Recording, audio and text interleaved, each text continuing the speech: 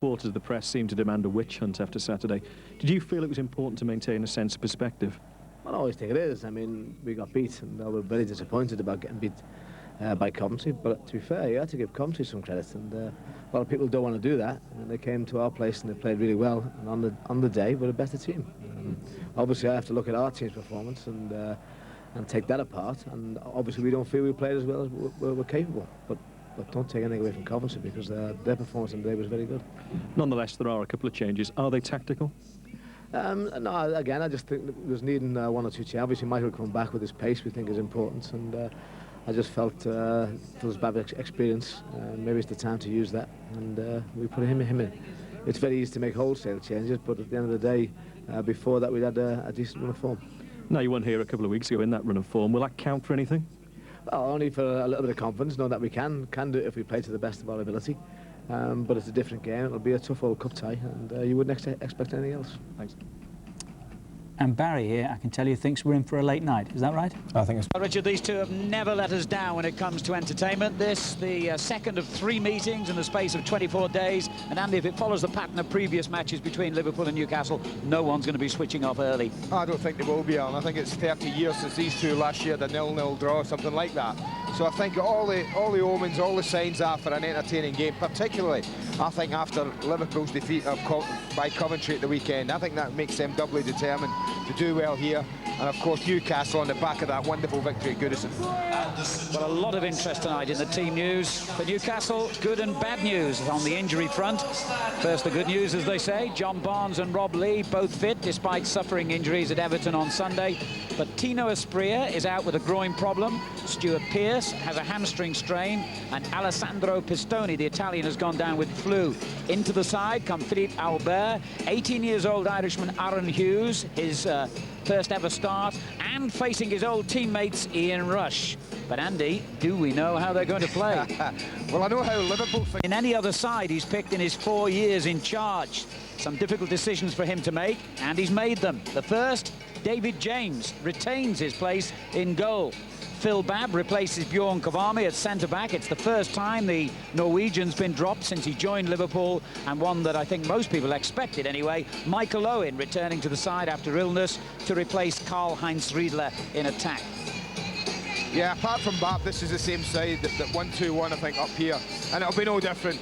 They'll just go in with the 4 at the back. Now I've got McManaman, Redknapp, Ince and Leonardson up across the middle, but be prepared for those two to change any time they want.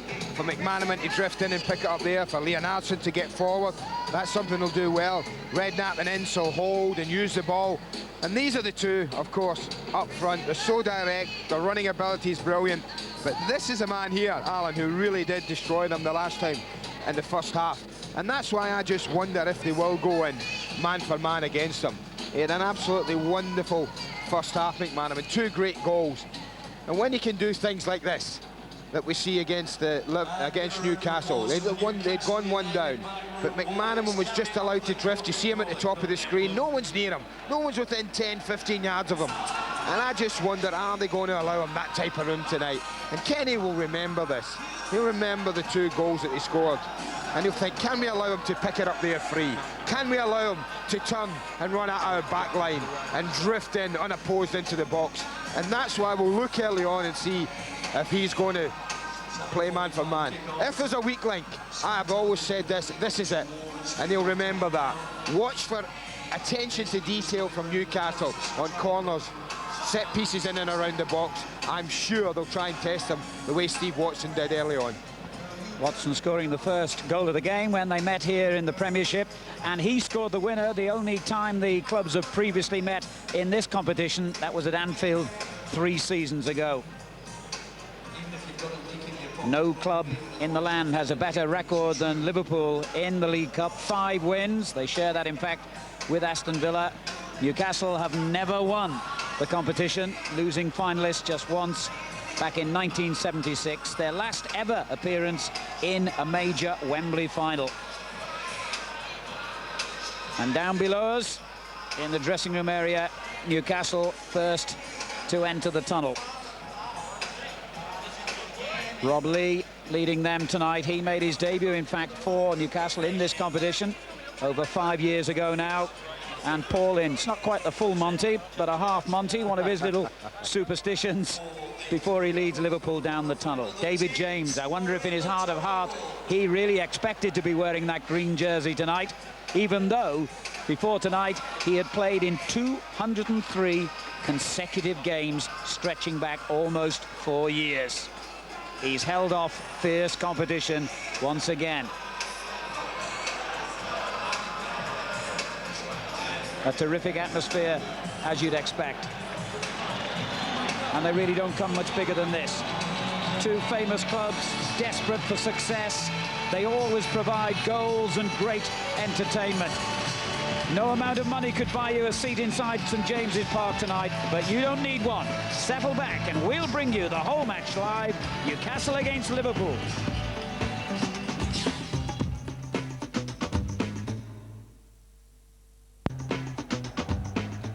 Keep an eye on Ipswich and Chelsea. We're live tonight at St James's Park, Newcastle and Liverpool. And of course, when this is all over, we've got the draw for the semi-finals. But right now, let's rejoin Andy Gray and Alan Parry.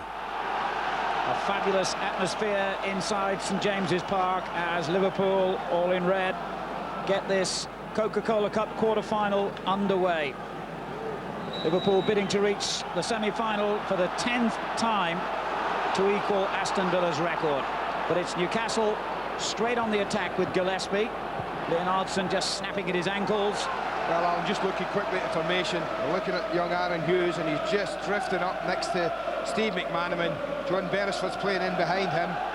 They're playing with Watson and Peacock and Albert, and possibly Beresford as a back four. It looks like Hughes' job, when they don't have the ball, will be get yourself around Steve McManaman. And that's quite a job for an 18-year-old starting a match for the first time in his career. Liverpool pressing forward with Owen trying to get in behind the last defender and doing so. Now Liverpool missed him against Coventry in the FA Cup tie on Saturday. He went down with food poisoning, wasn't able to play in that game, having scored 7 goals in his previous 9 matches. Well, that's how close he's getting to him when they don't have the ball, I think. Well, when they do have the ball, what's been interesting, even early, is that he's prepared to leave Steve McManaman and try and influence the play himself. But that ball there that they played Liverpool down the side of Philippe Albert, that's what I meant when I thought they might go in with 3. Because I think those are the kind of areas that not only Owen but Fowler will look to get into against the 2 centre-backs.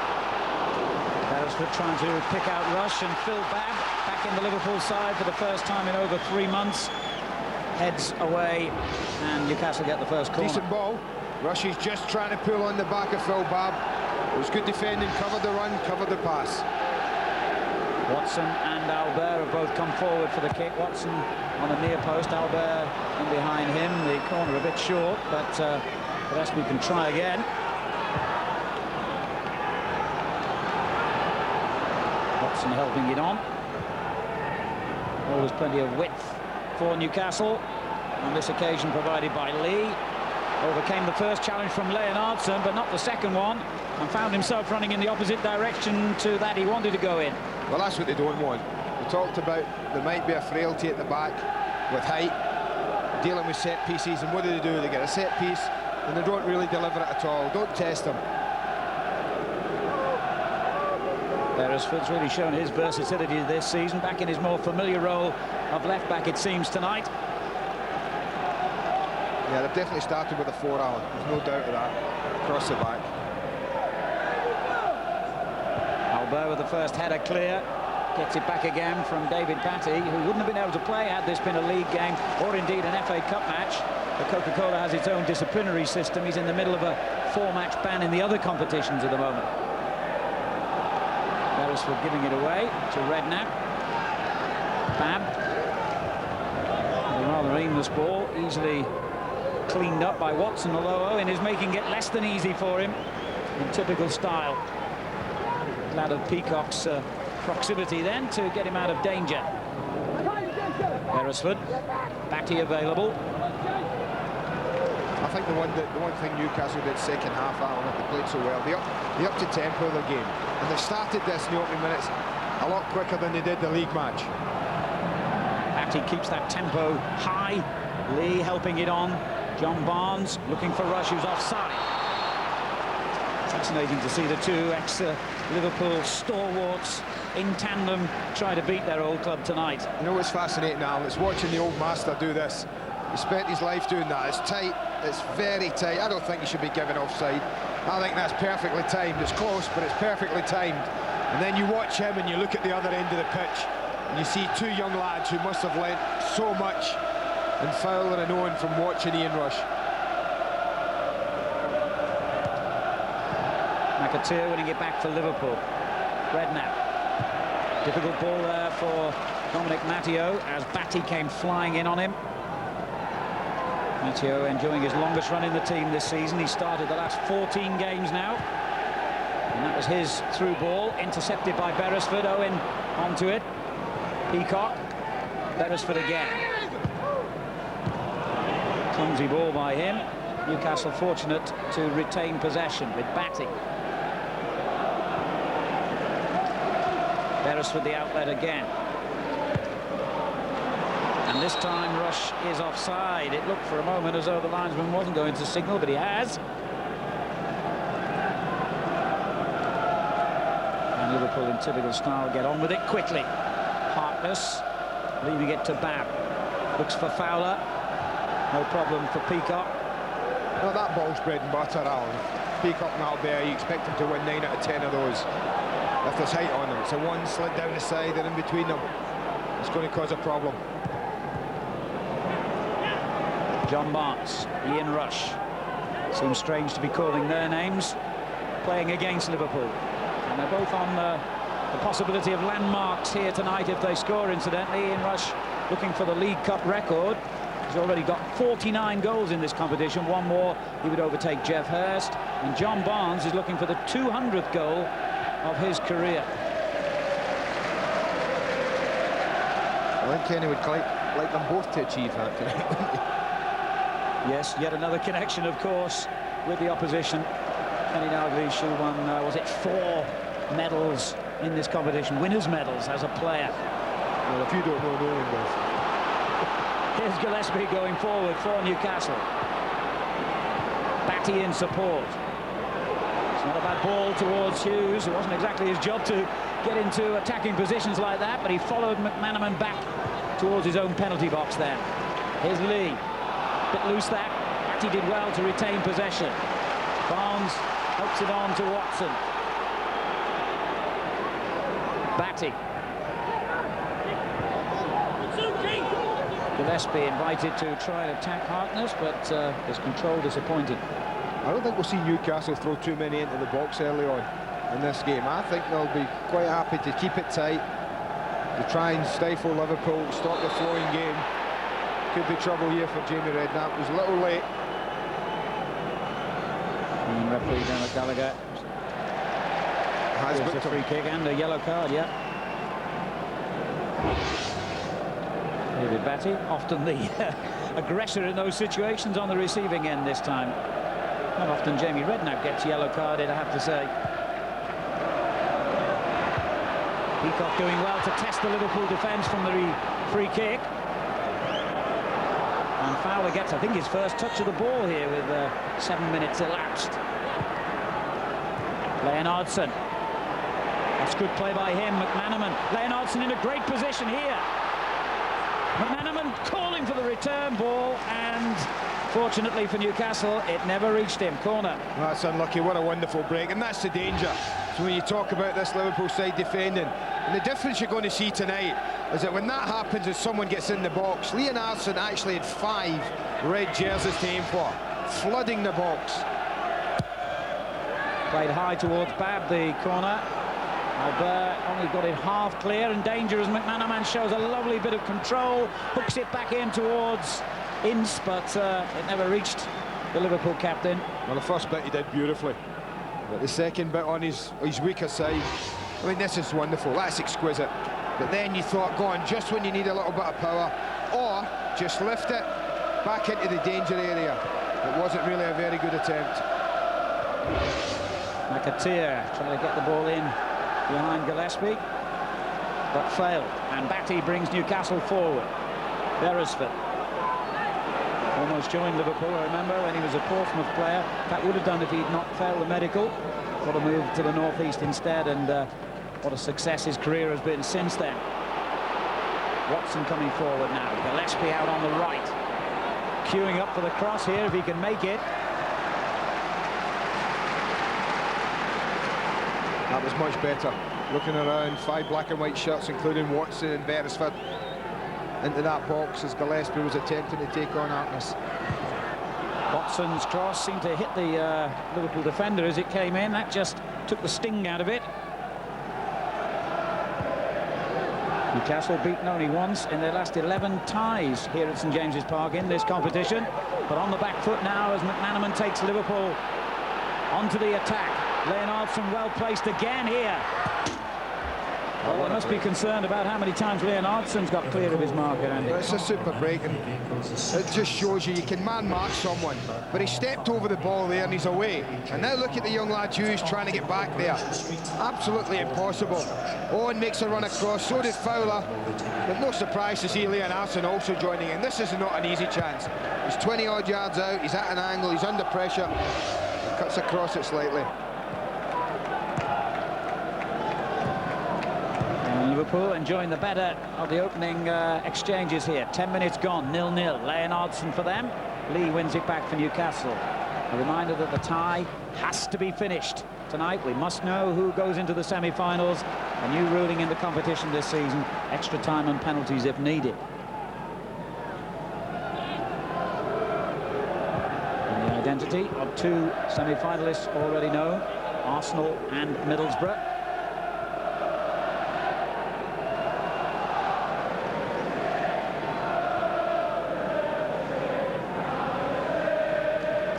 This is Batty.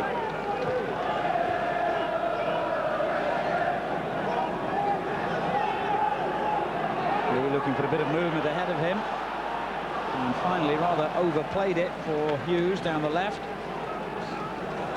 Just 18, Hughes, comes from Northern Ireland. He's a youth and under-21 international for them. Indeed, he's been on the bench a couple of times for the senior Irish side.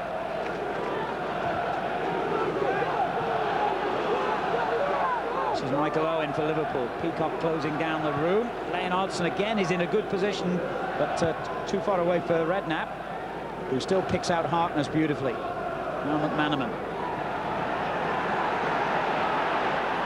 Too far ahead of Ince. Batty with the interception. Now Barnes. Promising break this for Newcastle. Rush in a great position here. But a poor ball. Easy interception by McAteer. Too much angle. Needed to be a little straighter for Rush. Full marks to Jason McAteer. And you're playing in a 4 and the ball gets transferred from right to left as it did. It did tuck round pretty quickly and that was important. There's Batty. Well, needless to say, goal scoring is not one of the highlights of his career, but the space opened up then and he thought, why not? Well, it was just like the parting of the ways here. No one tackles him at all. No one gets within, what, 3 or 4 yards of him. He just drifts in. Doesn't do an awful lot, just couldn't quite pull the trigger. Redknapp. Ince. Clearance by Peacock and the offside flag for the 3rd time already against Ian Rush. I was so surprised to see that. When you play on the defender's shoulders, the way Ian Rush does, then you're going to risk running offside a couple of times, but it's well worth it. If one time in the game you do it and you get away with it.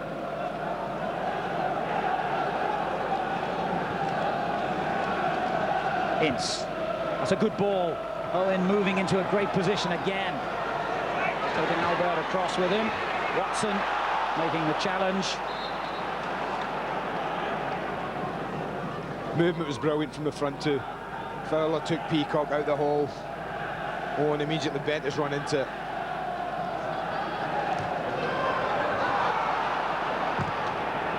And Newcastle dealt with the attempted cross well. Here's Barnes. Watson penned in and decided that it was enough just to get the ball out of danger.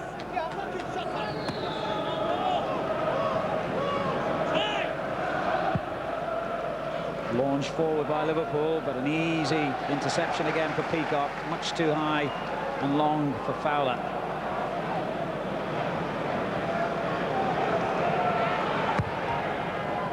Hislop tries to pick out Rush. The header on to Barnes. Out to Gillespie. Lovely movement and skill again by Newcastle. Harkness pulled down in the end, as Gillespie certainly used his pace to trouble the Liverpool defender.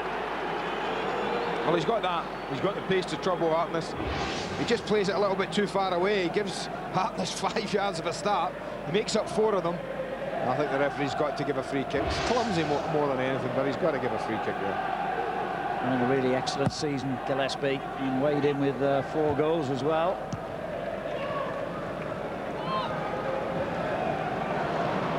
And Newcastle not quite being able to drop into the rhythm they would have wanted.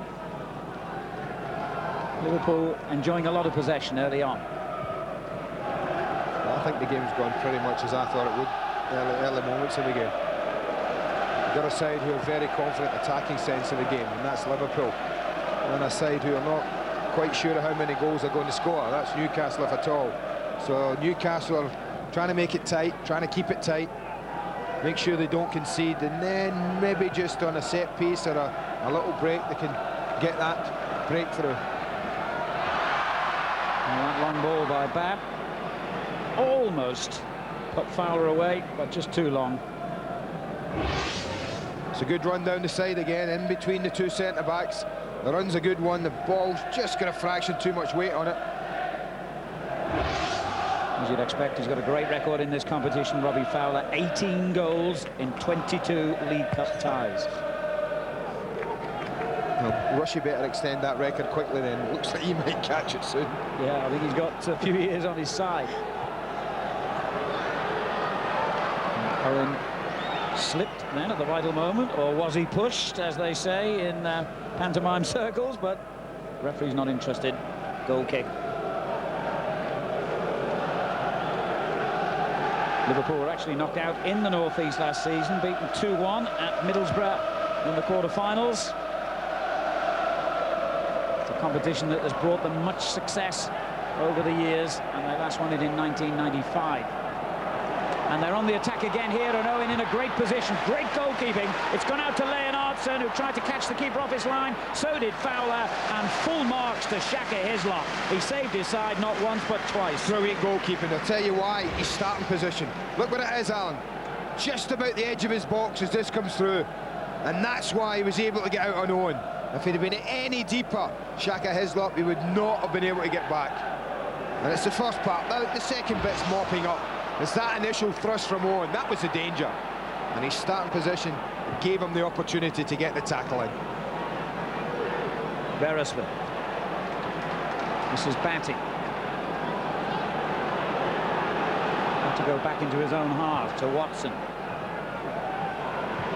John Barnes finding Hughes. Lee trying to pull the defender McAteer away. The ball, Hughes gets it back again from Barnes. Looking for Rush. Easy catch for James. Yeah, I just liked the numbers, that was all. Only Rushy was a real threat. It was a super cross in.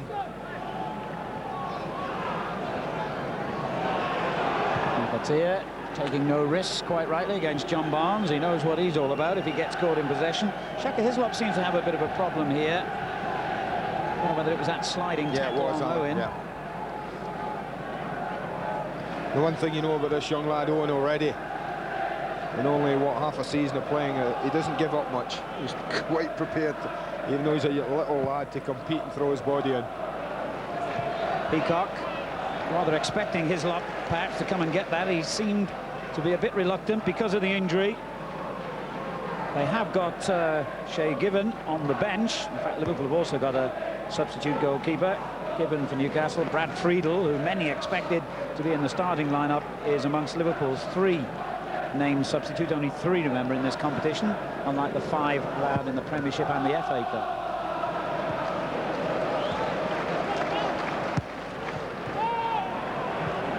Inns for Liverpool, finding Leonards. Back to the Liverpool captain. Good interplay down that left-hand side between those 2. Goes on to Owen. And now Lee for Newcastle. Good play by Barnes, just helped it back to him. One down the outside for Rush to chase. but Matteo there quicker. Well, Matteo read it, simple as that, Alan. He'd given himself a good start on Ian Rush, read the pass. Well, he's getting a bit of treatment, Shagga Hislop. It's definitely that challenge on Michael Owen. Sure it was that, he's through, the keeper knows he's got to be committed to that. You can see just catches look like the right side of his knee up near the knee. But if that's just a knock, is what it seemed, and not a twist, then I think a couple of minutes you should be all right, Alan. Terrific volleyed pass there, Batty to release Gillespie, but quickly closed down by two Liverpool players. Watson joins in. Now Gillespie. The early cross headed clear by Paul Ince. This is better from Newcastle. That was a bit short. Albert. Well, he wasn't aiming for Albert, Alan, to be fair. He tried to pick out John Beresford, David Batty, and he just mishit the pass.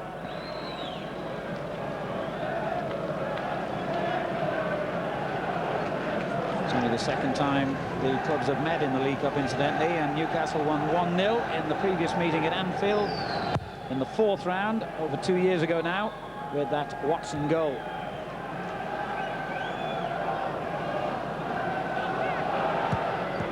Partner's doing well to keep that in. Lovely little turn then by Owen, but equally good defending. Keeps Liverpool at bay for the moment. Now Ince. Leonardson. Owen. Intelligent play by the young man. Fowler in the middle. Well tracked back, Aaron Hughes. I tell you what, he did well. He got Fowler and McAteer in the back post. Just watch both of them drift away. John Beresford's get caught. But watch as Hughes comes back in. Fowler thinks he's just going to nod that in. But he got under pressure from Hughes. That was really good defending from the young lad. One 18-year-old doing well for Newcastle, and he's a little bit older than that these days, Fowler, but Michael Owen, the other 18-year-old, showing fantastic maturity, really, in the positions he takes up and the way he uses the ball.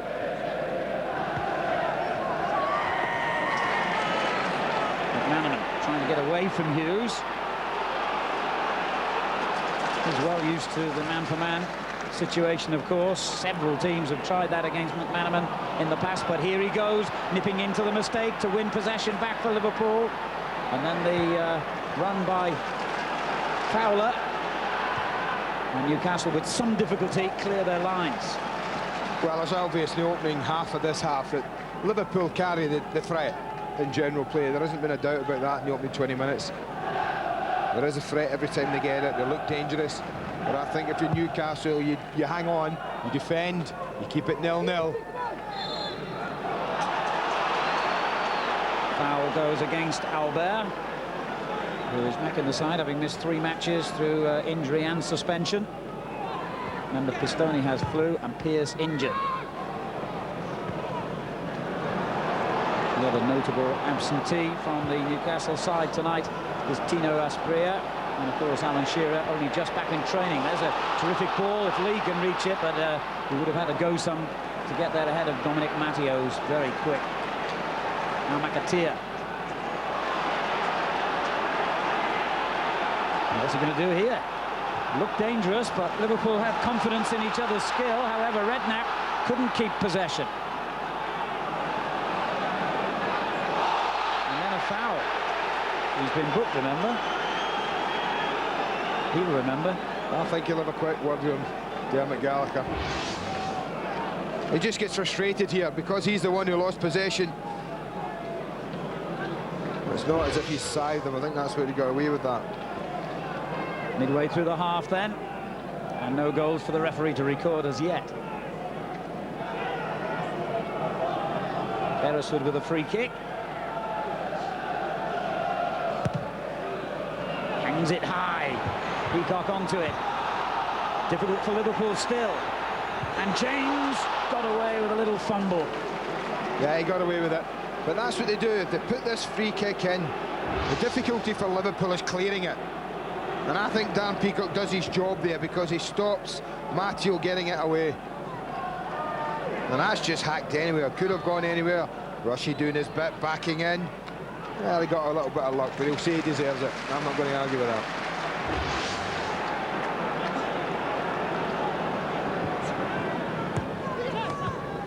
Barnes has given it away to McManaman. Early ball for Fowler. Owen in support. Fowler just took time to make his mind up, and that was enough for Newcastle. Lee. All the options quickly closed down by Liverpool. Beresford finds Barnes. Now Lee in a good position. Rush in support. Finds Gillespie. This is Watson. Batty in space. Beresford. First touch just took the ball out of his path, but he's kept possession and found Batty.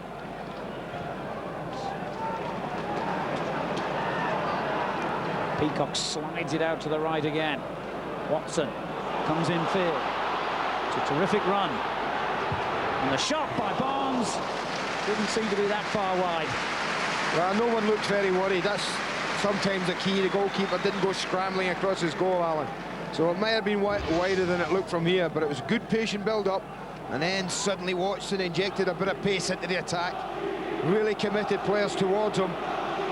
John Barnes has curled him in from there before, but that was setting out so wide it was never coming back.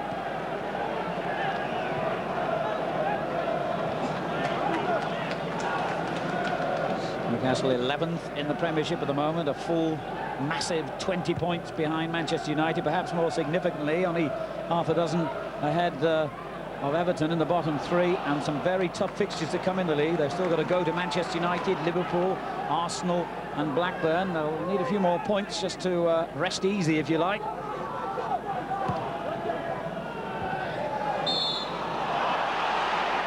Are you talking about them going down there by any chance?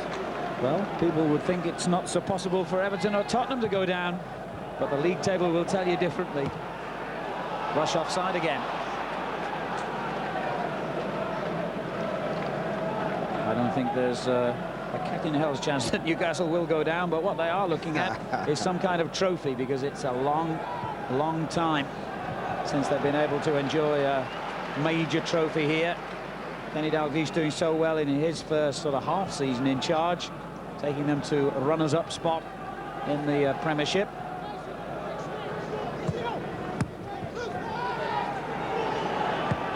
Redknapp spreading play wide to McAteer. Brilliant play by McAteer, and hoists a dangerous ball in. Leonardson's header. Well, a spot for choice, Alan. That is absolutely top quality from Jason McAteer. Before that, the ball from Redknapp. Spreading the play, changing it. And they're a spot for choice. Watch this, for he looks up, but this is superb. Beresford gets too close, and then 2 touches later, there's a glorious ball in. And they've got choices there. They've got Owen and Fowler coming in after it as well.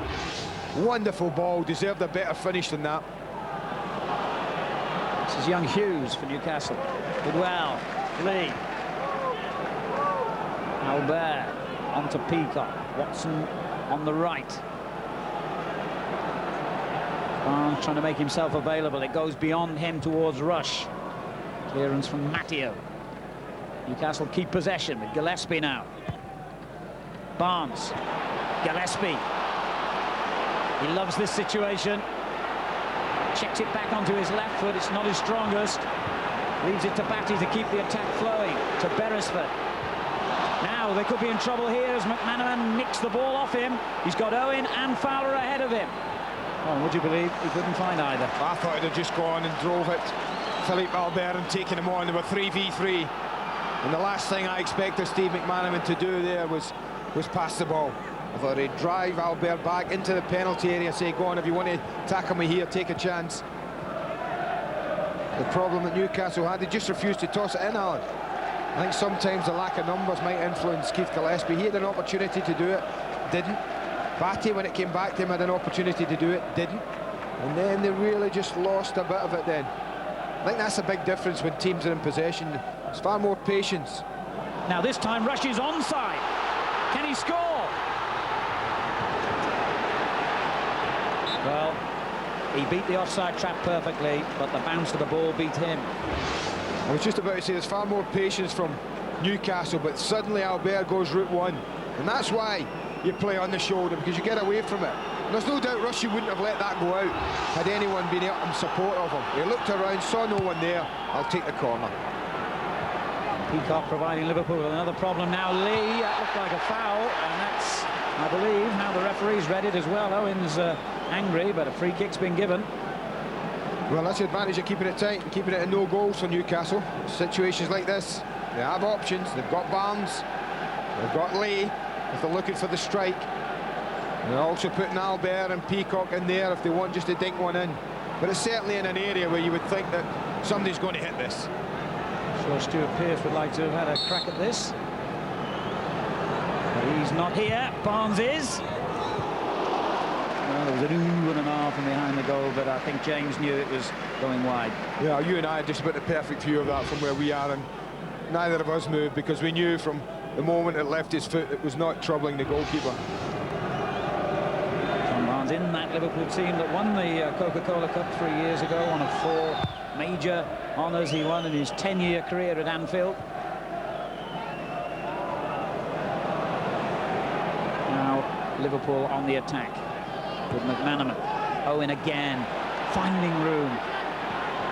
Howard and Leonardson in the middle. He's beaten Beresford impressively. Good ball in as well. Peacock's clearance. Great ball, great play from Michael Owen. He's looking infield to say, well, what more can I do? And surprisingly, they didn't really have anyone attacking it. Just jinks past them and plays a great ball in. It's a dangerous area. Only McManaman really going in on the end of it. And the free kick goes in Liverpool's favour this time. Foul by Beresford on Owen.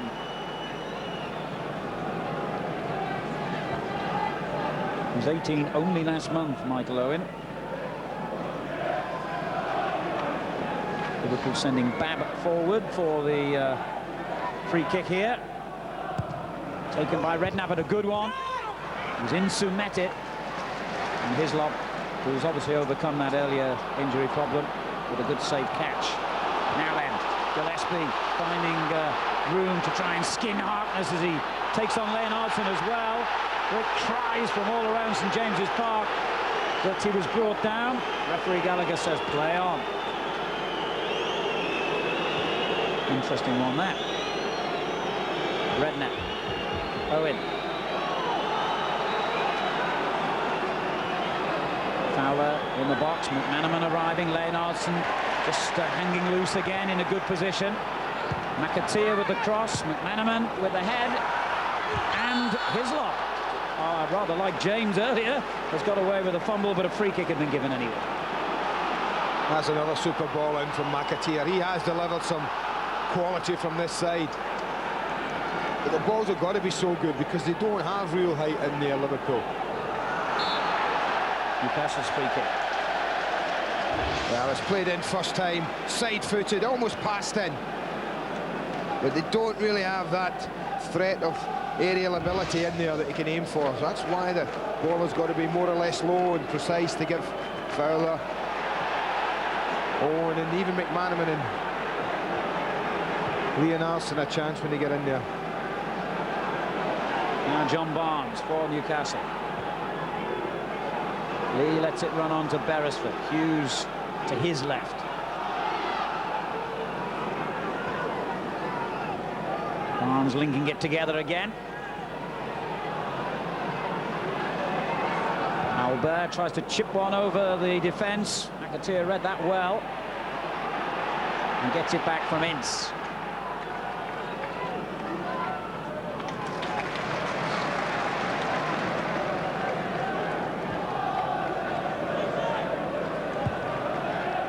Good ball, Peacock to rush, but Matteo was in very quickly then.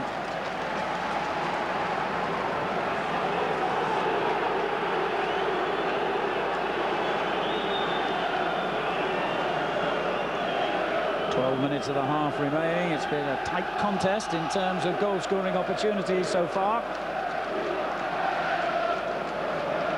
But we have to have a winner on the night. Watson hauls one into the box. Babb's clearance. And 2 Liverpool players hesitated. Newcastle therefore keep possession with Gillespie, who challenged by Harkness. No free kick given, and Liverpool break themselves, but that's out of play for a Newcastle throw.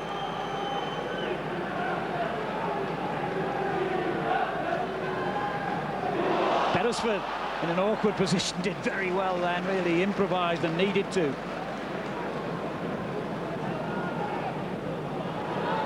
Barnes.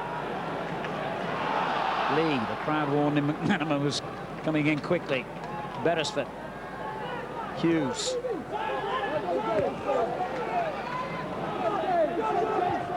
Albert again tries that little left-footed chipped pass, but it doesn't come off this time. Redknapp.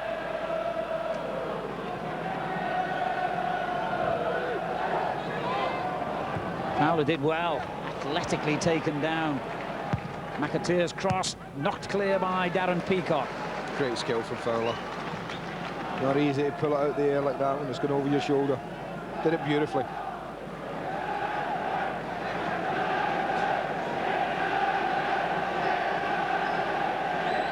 And again, it's Owen who makes room for himself. Ince has given it away. And one back quickly by Owen. Great run by Owen. He did everything right till the moment. He just needed that little touch of composure. Well, he absolutely smashes the back of this ball. But it's just given away. I think it's Rob Lee is the culprit. It's a sloppy little ball. But everything about it when it arrived at Owen was brilliant. His balance, his change of direction, driving at defenders, committing them. It just sat up as he hit it. And that meant it was rising and never coming down again. Well, that's the clearest opening we've had so far. But Lee drives Newcastle forward. The shot hitting Babb, and then Lee colliding, shall we say politely, with Leonards and Liverpool's free kick.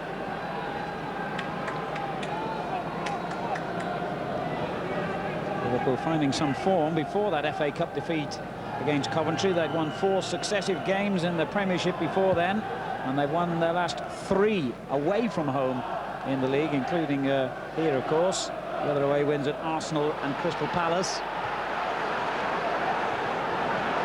And you won't find anyone at Anfield believing that the championship is over. McAteer. Redknapp. Now McManaman. McAteer wants it short, edge of the box. Redknapp. Oh, again, Owen trying to make a nuisance of himself against Watson, but decision is goal kick. I see Keith Gillespie just crouched down there. I think that was a result of a challenge he had right on the touchline just about a couple of minutes earlier, when Hartness and him went for a ball that was bouncing. And I think Gillespie looked to hook this through, and I think he just catches the boot. He does, he catches his boot. And that's so typical of many challenges you see going in when players just fractionally late. And it's a follow-through of Keith Gillespie that was a problem. And the Northern Ireland international in a bit of trouble here. The outfield substitutes, incidentally, for Newcastle tonight are Ketspire, the Georgian international there, and the Dane, John Dahl Thomason. I think Gillespie is still complaining about the challenge that's caused this injury. Well, I think he's felt hard done by, and there was a challenge right on the edge of the box about 5-10 minutes ago that he thought was a free kick. He didn't get it, and then straight on the back of that was that challenge from Hartness that he felt aggrieved by. You see why when you see it, but I don't think there was much malice in it. I think Hartness was making a genuine attempt to get the ball. It's a tackle I know well. Yeah, absolutely. Hartness returning the ball to Newcastle from the throw. Player who himself has had more than his fair share of injuries over the years, the Liverpool man. Gillespie not looking too comfortable as he limps back on. Interesting to see what happens when he gets the ball. Peacock.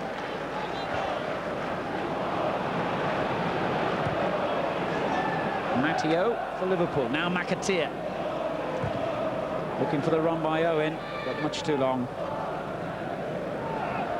Our nationwide action, incidentally, on Friday night takes us to Merseyside and Prenton Park. Tranmere Rovers against West Bromwich Albion The programme begins on Sky Sports 2 at 7. And I remind you, incidentally, that the draw for the semi-finals of the Coca-Cola Cup comes out after this programme. There's an offside decision there against Fowler that looked, well, close. Why do you always question officials, you? I think it was close too. The flag went up pretty late as well, I have to say. You watch a ball when it's played, it slid through, but the linesman doesn't quite put his flag up. He gets it right. McAteer. Which way does he go here? That's gone over the line as a corner. Certainly wasn't intending to go that way. And Hughes just forced him into the error. No, it needs a good ball in. Keith Gillespie, who's taken him, is obviously still feeling the effects of that challenge. Rob Lee's going over. I think when they put it in, it's important that they ring the box as well. They get players around the edge of the box for anything that's going to drop down. Albert, Peacock, Watson, heavy artillery, ranged at the far post. It was Barnes on the near post who got the touch to the ball, and Liverpool have given it away again. Barnes there again.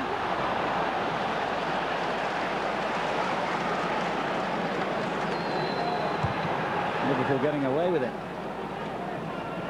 Again, they don't miss the front man though, Alan. If you've got big artillery in there and you fancy yourself, you've got to miss the front man at the near post and really put them under pressure.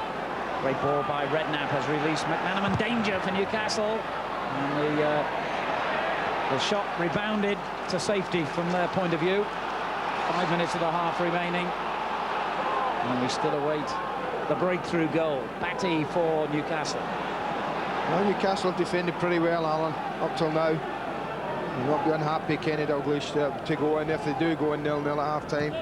5 minutes to go. There's one over the top from Barnes looking for Rush. Ooh, it didn't look like James and McAteer were on the same wavelength then. Anyway, Liverpool come forward. And at the other end, Hislop's got to come out of his area. And Hughes couldn't keep it in play. McManaman. Ince.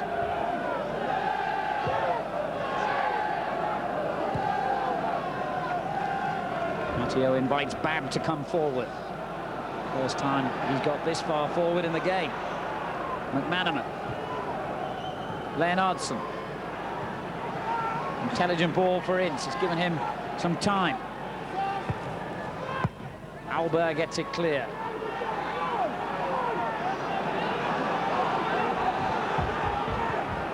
Redknapp. Managed to lose Barnes by just dropping his shoulder and sprinting away to the left. Harkness leaves it to McManaman.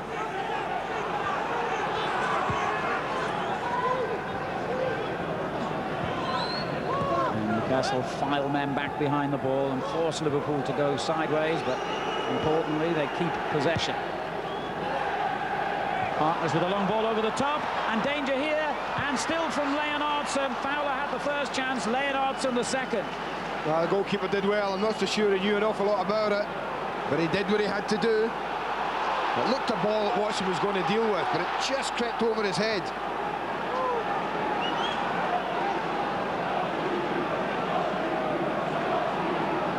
There's Batty now. Watson. Gillespie, first time he's had a little run since that knock. And there's the ball forward for Rush. Good interception by Matteo. But it's been given away by Liverpool. Gillespie. And he does the same thing. That has crossed the line. It'll be a throw to Liverpool. But it was Fowler who sneaked in just moments earlier. Well, I think it's more a hopeful ball than anything, but typical of Fowler, he doesn't give it up. The keeper, I think, he's deserved a bit of luck, Shaka Hislop. He actually reacts very well twice. Once to Fowler and then forces Leonardson to play it really quickly. This is a good first half. Not had to make many major saves, but what he's had to do, he's done very well. Started 14 games in a row now. Initially when Given was injured, but more recently he's been in the side on merit, and you can see why.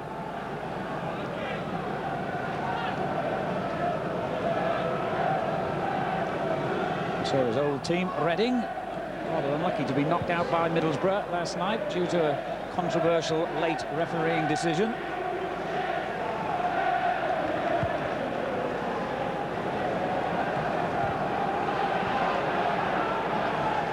Arts. Here's Redknapp.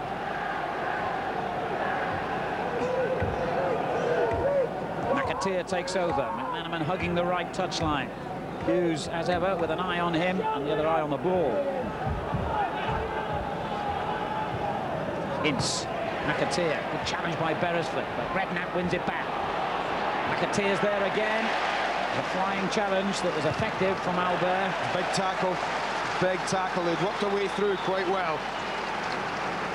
Good quick feet, good balance, but this was a big tackle coming up as McAteer was clear. And we've certainly attested him with a ball across the face of the box. Lovely layoff there, rush to Barnes, but he's in trouble. Too many Liverpool players surrounding him. I was surprised that he turned back into that, Alan. He had 2 or 3 options wide right, with Gillespie and Watson. But I think Gillespie's struggling, you know, Alan. I think they'll keep it till half-time. There's no point in doing it now.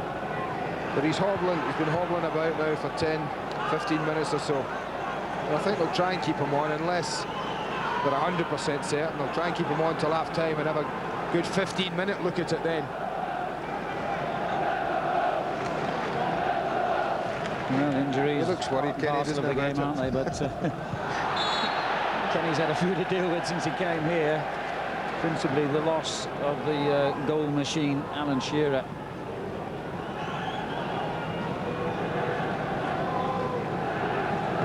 Just think what a difference their season his presence would have made.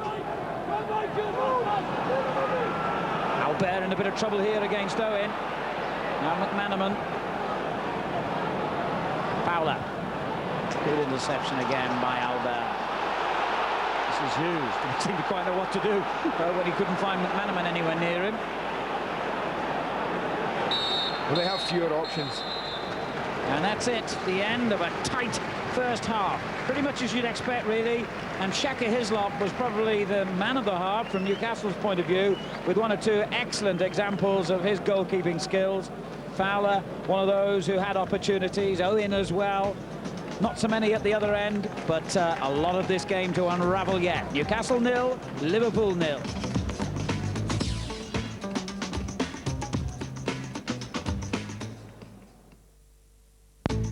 A new season of USPGA golf starts tomorrow night. 31 winners of last year's tour events meet in the 1998 Mercedes Championships. All the big names will be there, including Nick Faldo and the defending champion Tiger Woods. That's tomorrow night at 9 o'clock right here on Sky Sports 2. It's Newcastle and Liverpool now for a place in the semi-finals of the Coca-Cola Cup. Arsenal are already there, so too are Middlesbrough. News of Chelsea in a moment. 6 attempts from Liverpool, on target with 3. Newcastle would be disappointed, I would have thought, with their attempts at goal in that first 45. Jamie Redknapp into the book. Redknapp. Not the favourite pre-game, I wouldn't have thought, for the first booking. Not a great deal between them, but Newcastle, surprisingly, with 56% of the possession. And Chelsea lead at Ipswich by 2-1. Flo put them in front. Lasso scored right on half-time. Tarico, in the same minute, the 45th, got Ipswich back into the game, but it's 2-1 Chelsea at Portman Road. No goals at St James's Park. Barry Venison said he thought it was going to be tight. It has been, hasn't it? It's been a bit dull as well, actually. Hasn't been a rip-roaring cup tie. It hasn't caught fire yet. No, you don't see many tackles flying in. It was always going to be a test for Liverpool after that defeat at the weekend, to see how they've reacted and how they respond to that. We saw how Manchester United responded against coming back against Chelsea. I still think Liverpool, on the first 45 minutes, look the more dangerous. They look as if they've got the more creative players and they're creating more chances. They have had the better chances, but when you start to think about the number they've had, do you fear for them that they should have taken something by now? Well, you can look at it that way. The other way is Newcastle are possibly skating on thin ice, and sooner or later they're going to be breached. That goal's going to be breached, and Shaka Hislop will be picking the ball at the back of the net. They're trying to sort themselves out of the back across the back line, Newcastle, and they're getting it wrong more times than they're getting it right. And Michael Owen's troubled them a couple of times down the right, and Jason McAteer's knocked some great balls in. Well, Shaka Hislop kept them in the game there. But the best of the rest of the chances have gone Liverpool's way. Leonardson floated a header just wide. Might feel as though he should have done better. What do you think? Yeah, I think it's a fantastic ball. Great. Jason McAteer, the quality this season hasn't been there that he showed last season, but that was top-notch, and that should have been on target. Is the quality missing because he doesn't get forward into those positions so often in a back four? Possibly. But the times when he's getting there, whether he's run out of energy, I don't know. But this season, he certainly hasn't showed the same amount of accuracy, whip, power, the balls that forwards love. He hasn't shown that as much this season. We've seen the master craftsman, Ian Rush, foraging for Newcastle United. Owen and Fowler at the other end, of course, tonight. And both have had, well, what on another day might be called good opportunities. Was this? Yeah, he's exciting, isn't he, Michael Owen? He can run at players with pace, keep the ball under control. The ball just sits up there, and he's so composed. It's very surprising, even a lad that at his tender age, to see that ball blazing over the bar. That should have been a shot on target. And then Robbie Fowler got in, and had he gone down, and he's not the type, we saw that last year. No, he's but not. Had he gone down, little nudge in the back from Darren Peacock, and Liverpool would have had a penalty issue there. Dare we say a foreigner might have gone down? No, we didn't say that. But yeah, if he'd have went down and upended himself a little bit, then the referee's got a great chance of giving this. It's a definite push, there's no doubt about it. And Darren Peacock's actually just done enough to pull him off, and the ball gets scrambled away. So no goals at St James's Park at Portman Road. Chelsea lead by 2-1. After this break, we'll be back at St James's hearing from the England skipper, Alan Shearer.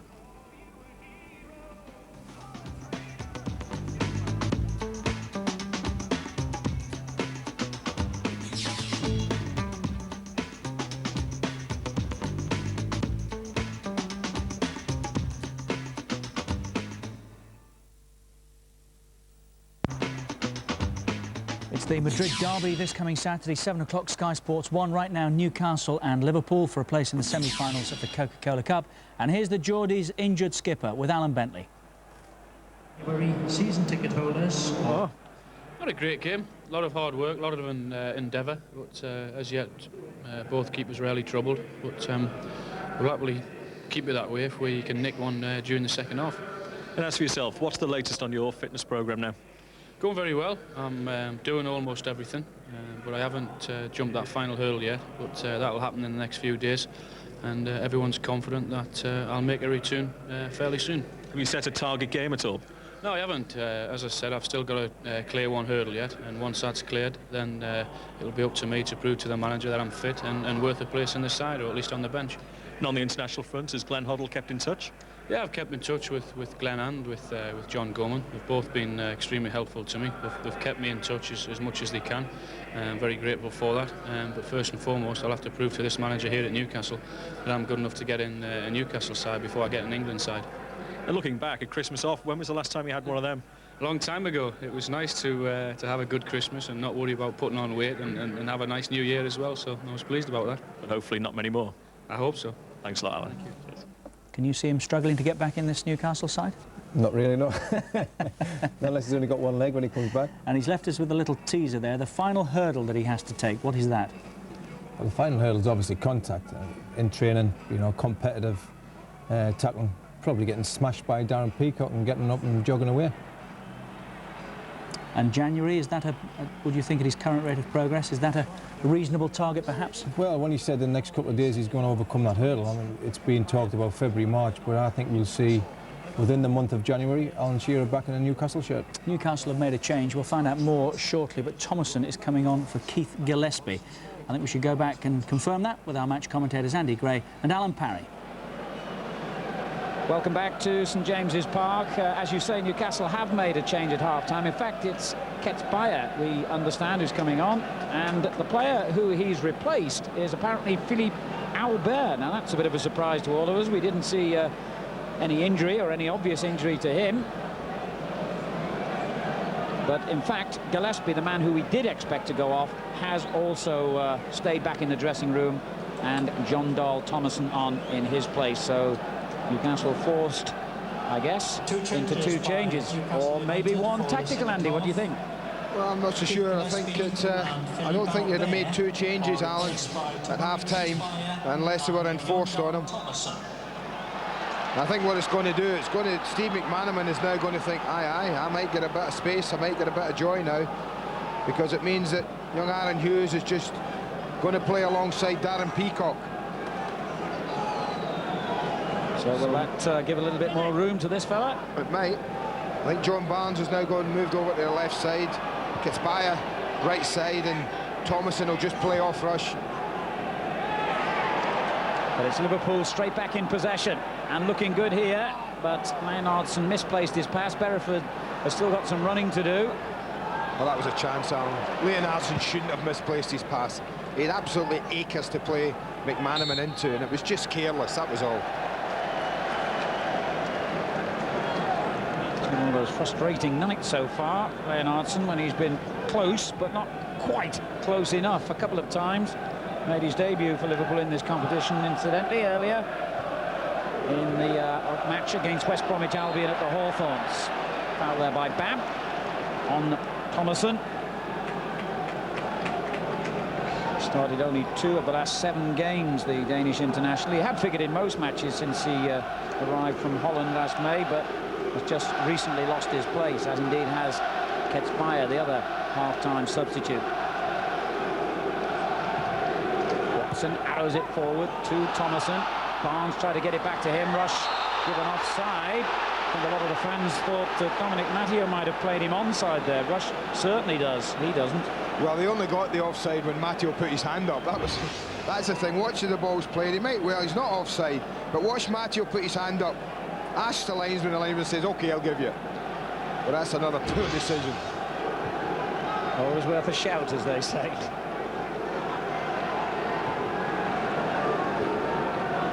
McAteer.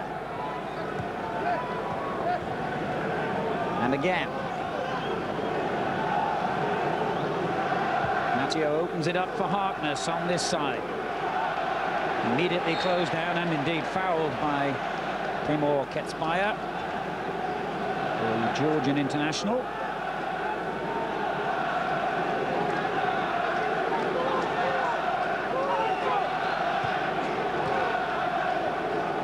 Harkness tried to angle it forward for Owen. Peacock got there first. Watson closed down by Leonardson, and Peacock did well again. Returned to the side against Everton after missing a couple of games with a hamstring injury, but the caution he received in that match means that he has to face a 2-match ban now, and he won't be able to play when these 2 teams meet again in the Premiership at Anfield. A match you can also see live on this channel. We understand that the reason the Belgian Philippe Albert has not come out for the second half is because of a hamstring injury. If I'm not mistaken, he went off early in the league match a couple of weeks ago, Alan, with exactly the same, a hamstring injury. And David James having to come a long way from goal and dealt with the situation very well. McManaman for Liverpool. Got the throw.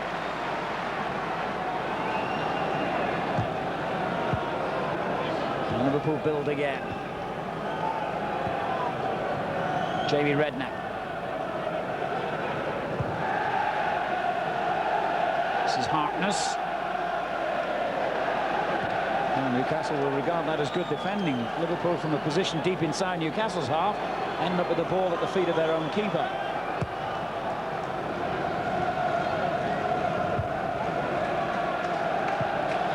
And young Hughes now back in his more familiar position. He really is a central defender, getting that one away.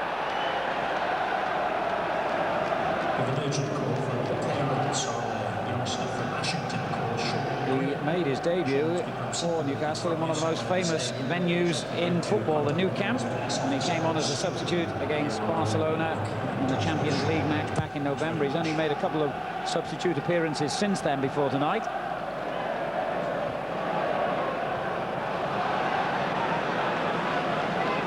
Redknapp, lovely ball. Owen couldn't quite take it in his stride, but he has possession. Harkness. And Owen with a chance to take on Watson.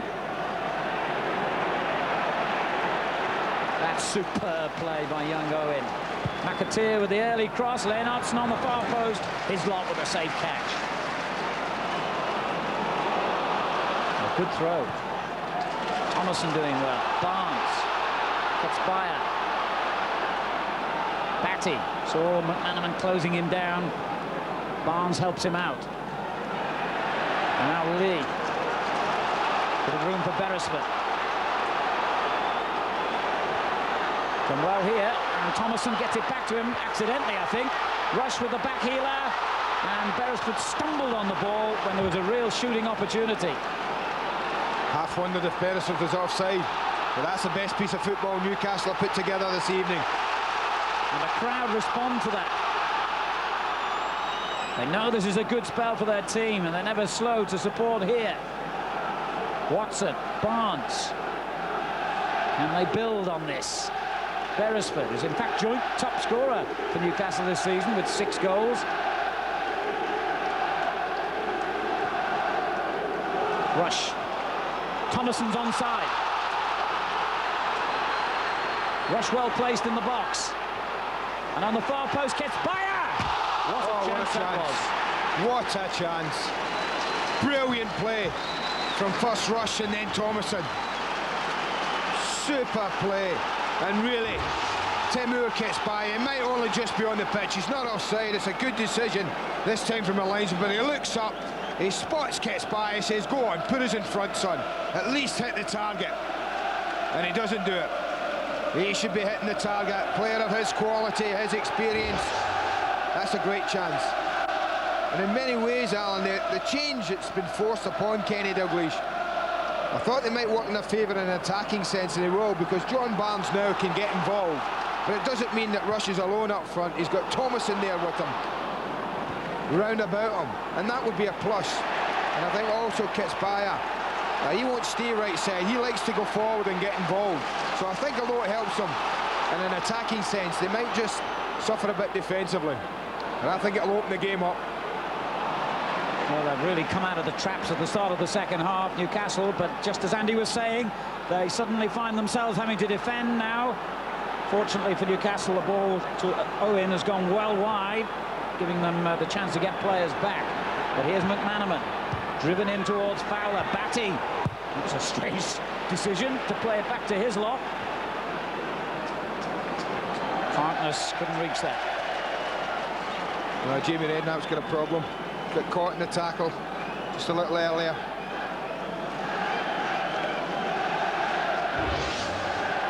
He just overruns it a bit. It's just a clash of knees more than anything. But as happened in the league match, Newcastle came out after half-time, up to tempo, got men forward, pushed Liverpool back. But Liverpool then had a 2-1 lead to protect, and they did it quite well. This time they don't. And I think the game's going to open up now. Crowd are at their noisiest. And certainly the 2 substitutes have already made a big impression. And Liverpool might be forced to use one of their substitutes here. Roy Evans just looking on anxiously as the physio Mark Leather continues to administer treatment to Jamie Redknapp. Back on his feet. The Liverpool substitutes tonight, incidentally, Jamie Carragher, Karl-Heinz Riedler, and the American goalkeeper, Brad Friedel. Carragher, I think, would have been the man to come on, but at the moment, Redknapp continues.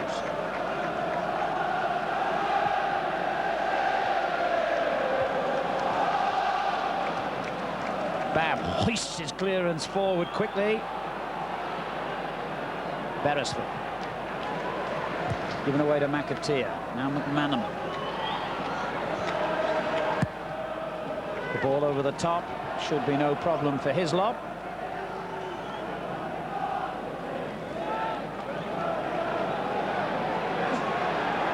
Ooh, he turned it into a problem, but fortunately the linesman's flag to his rescue. It would have been a free kick.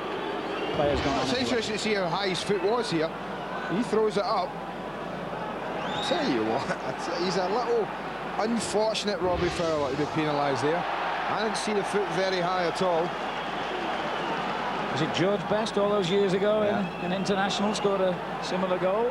That was allowed to stand, if I remember rightly, in the dark ages. I don't think it was, Mr. Wasn't Barry. it? No. No, it wasn't, of course. No, it was disallowed. And this one will be disallowed. This attack for Newcastle, because Rush was offside.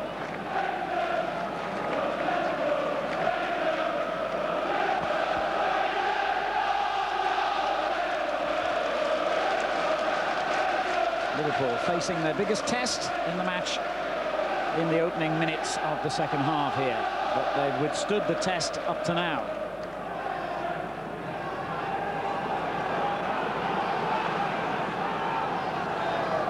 And as usual, try to pass their way out of trouble and into a good position. Fowler. Good challenge by Hughes. Ince loses out to Batty. Lee. Petspire couldn't reach it, despite being at full stretch.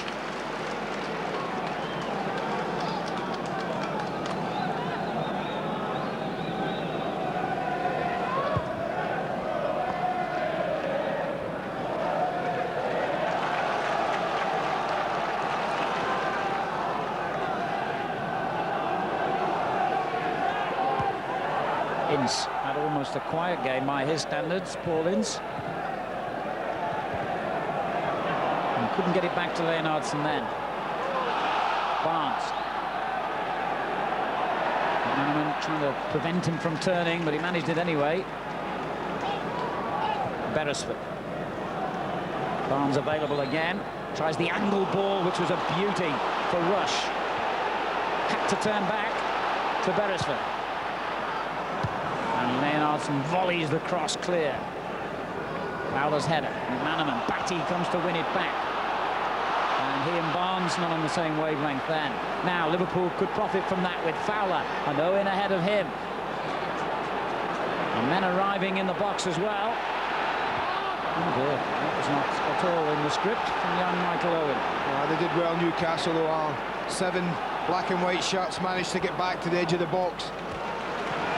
Thomason on the run here. That was a vital interception by McAteer. Yeah, but you can see the game's open up now. Thomason is getting himself up alongside Rush, and that has given them an extra option. It's given them more options when they have the ball, Newcastle, than they had first half. Lee gets by a screaming for it down this right-hand side. Oh, he was always going to lose that race. Unlucky. Well, they might have to risk 1 or 2 things, Newcastle. But they have opened up the game a bit. He's very unlucky, just a little bit too much angle on the ball. Become a big favourite with the fans here. They like his direct style.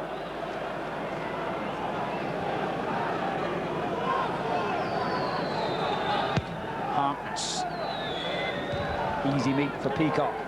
Gets by a nice little angled header. Batty. Watson stabs it forward. That's difficult for Babb. And here's Rush, but excellent defending. Good cover by Matteo. And Rush in there again, turning back the clock with those challenges on the defenders.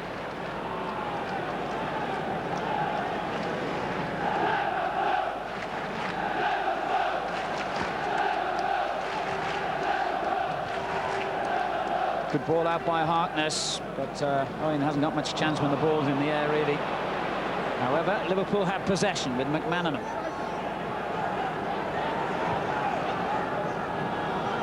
Redknapp. And Harkness. Clever ball. Fowler should have done better there. Ince was in a wonderful position. Lost his marker. Ketspire. Got lucky. Watson. Batty. Oh, that's a great ball by Batty to Rush. Chances here for Newcastle. 4 against 4 at the moment. Offside the decision, however. Thomason. Rob Lee had a good long look at the linesman, but I think you're right. I don't think it was him. I think if anyone's offside here, it's Thomason. He delays the pass, Rushy. Was Thomason just straight offside? Again, it's borderline.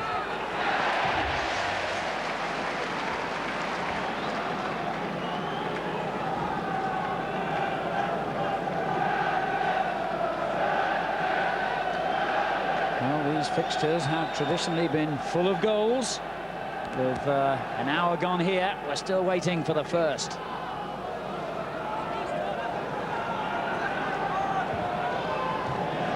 Can he provide it?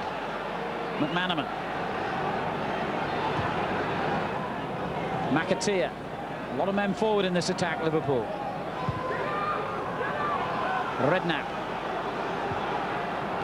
Harkness on the left. And McManaman now enjoying a little bit more freedom, a bit more room to breathe. McAteer. McManaman takes over again. A good little ball for Leonardson. Wrong choice, I thought. He was never going to get much change out of Darren Peacock without doing something. Just controlled it, turned and tried to hit it.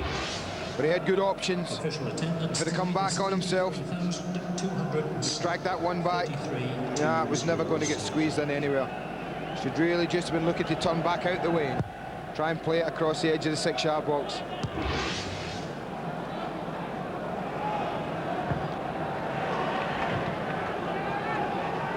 Clearance by Hughes has given Liverpool a problem, but Matteo dealt with it.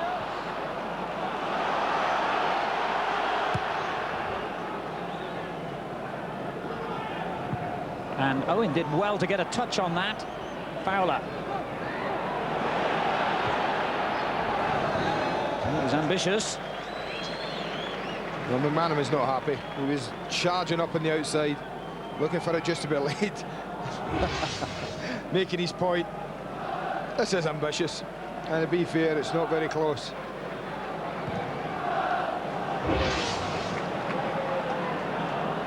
But the game's a lot more stretched than it's ever been. And here's a man who can stretch the Newcastle defence. McManaman, infield to Redknapp.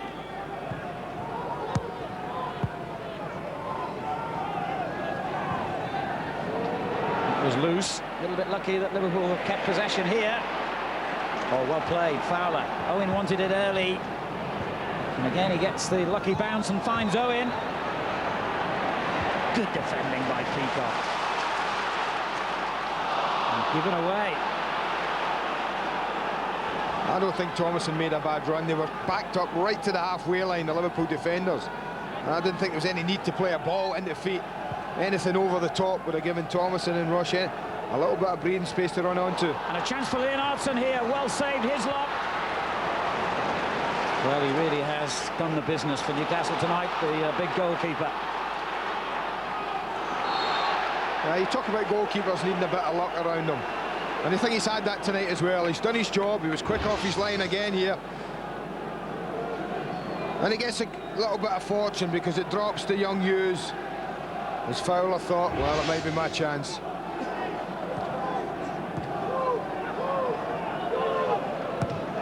Watson plays one over the top and out, in fact. Been the only consistent figure in this Newcastle team this season. He's the only man who's appeared in every game in what's been a very disruptive season for them in terms of injuries and suspensions. Owen beaten by Batty. Beresford. Lee. A long ball by Beresford. Thomason bringing it down. Barnes with a little chip over the top. And Ince had to win that tackle. Now Lee. Thomason tries to lose McAteer. Batty. Strange challenge by Owen. Stumbled into Batty, and that'll be a free kick. Well, it was just about this area, you know, Alan. But Watson gave them a lead. Cross in from a free kick, just about there. Watson's not going forward for this.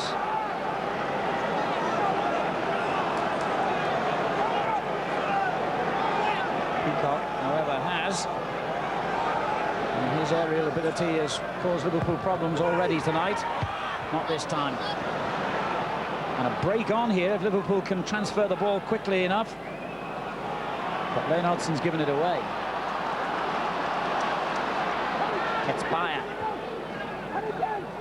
Watson.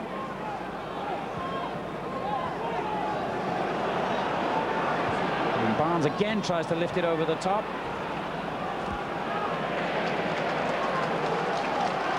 It's been a good period, this first, 20 minutes of the second half for Newcastle.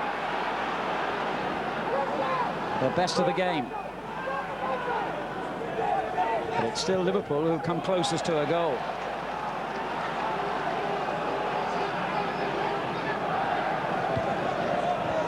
Remember, we will go to extra time and, if necessary, penalties to decide a winner, and the draw for the semi-finals will take place live in this programme when tonight's action is finished.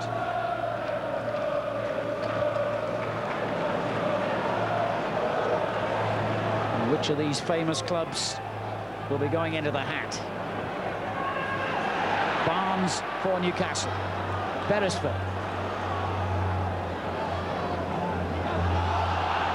Barnes, a good little return ball, and on it goes, and Beresford's in there again, and couldn't quite reach the through ball. Great play, but what defending from Jason McAteer. Absolutely vital that he read the situation. How does McMahon do that? I don't know how he did that. I thought he used his hand, but the referee has waved play on with Newcastle in possession.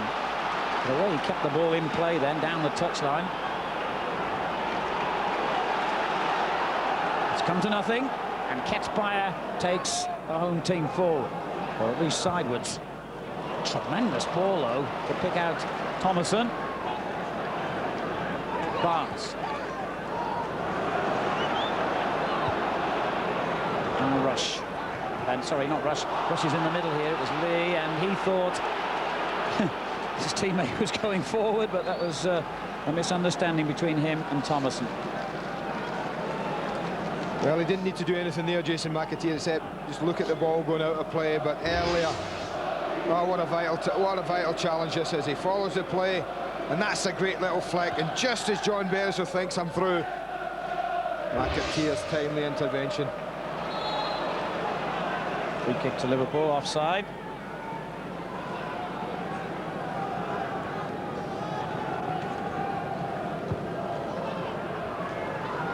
Redknapp.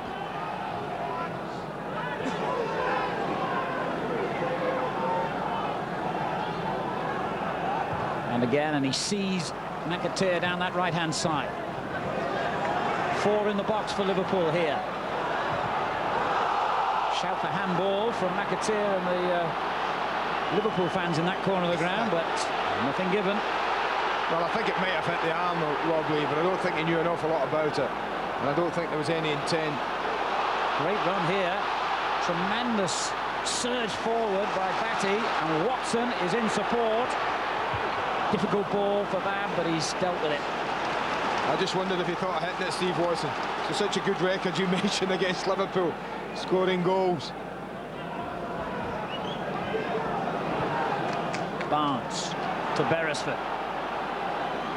Lee provides the option. Thomason gets it back to him, and a good ball forward for Rush.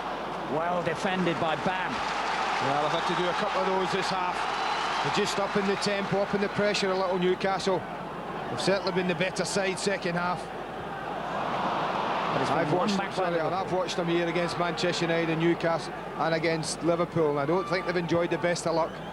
I think Kenny Dalglish will feel maybe this time they're due a bit. Now Owen. Really is on a knife edge this tie. So little to choose between the sides all night. And Aaron Hughes has done really well here in his first full appearance, but that clearance has gone to a Liverpool player. Harkness.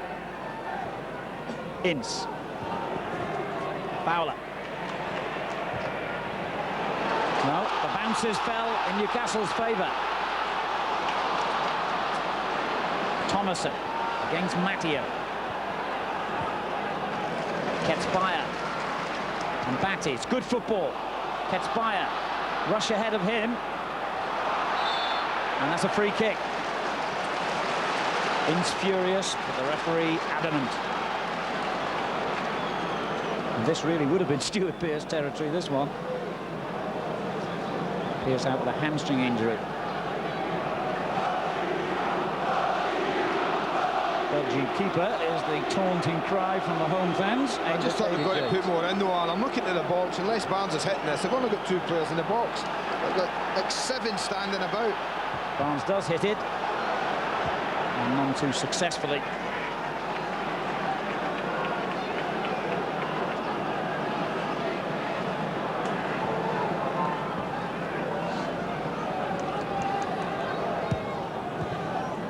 Minutes to go. It's 0-0. It hasn't been the exciting extravaganza we expected, but a very good football match nonetheless. Well, guaranteed excitement, whatever happens. There has to be a winner. Beresford looking for Rush in the box. Now, who did that come off? Him or Matteo? It came off the Newcastle man. And I think the smile is one of guilt. Well, a tricky choice at the best of times, but you've got to pick the man of the match on 0891 11 11 01. 0891 11 11 01.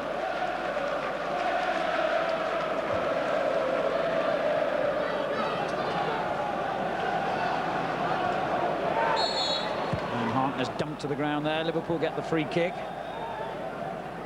It's never been a particularly successful ground, this, for Liverpool. When they won here 10 days ago in the Premiership, it was their first victory at St James's Park for 10 years. Manaman taking them forward again now. Skips over the first challenge. Tried to slide it in to Leonardson. Barnes in a bit of trouble here, facing his own goal. And got out of it brilliantly. Strength and experience, close control, all came into play then. Well, there's never one to panic. I think this is a booking coming up for Dominic Matteo. And it was all down to Barnes' ability to clear a tricky situation. Yeah, he'd never known to panic, John Barnes, but he works the space well. Plays a decent ball out, looking for an outlet. Rush tries to provide that. Well, he's 34 now. Ian Rush is partner in Newcastle's attack tonight, 36. Loads of experience there, but as yet the younger Liverpool back four has kept them at bay.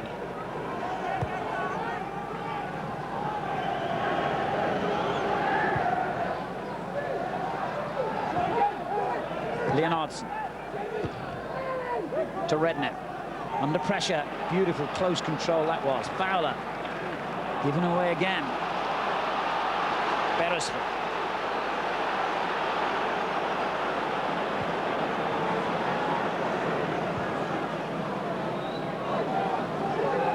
Bayer takes over. And a mistake by Batty, a rare one tonight. He's had a decent game. Watson has also given it away to Babb, who's done really well on his return to the Liverpool back four, I think. He's got a difficult decision to make here, and chose the right one. Peacock, another who's had a fine game, finding Batty. Lee, that's short. McAteer with the interception. McManaman takes over. Redknapp.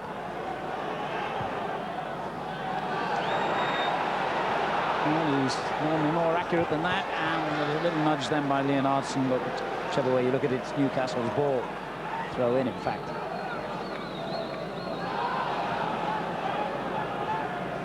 Katzbayer.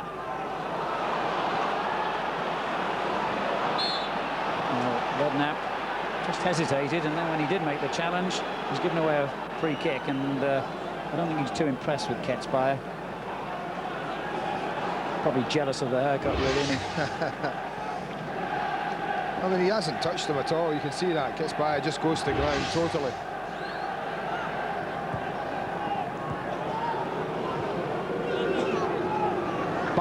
For Newcastle, beautiful ball outside of the foot, just swept it out there, and Lee has got round the defender who tugged it in,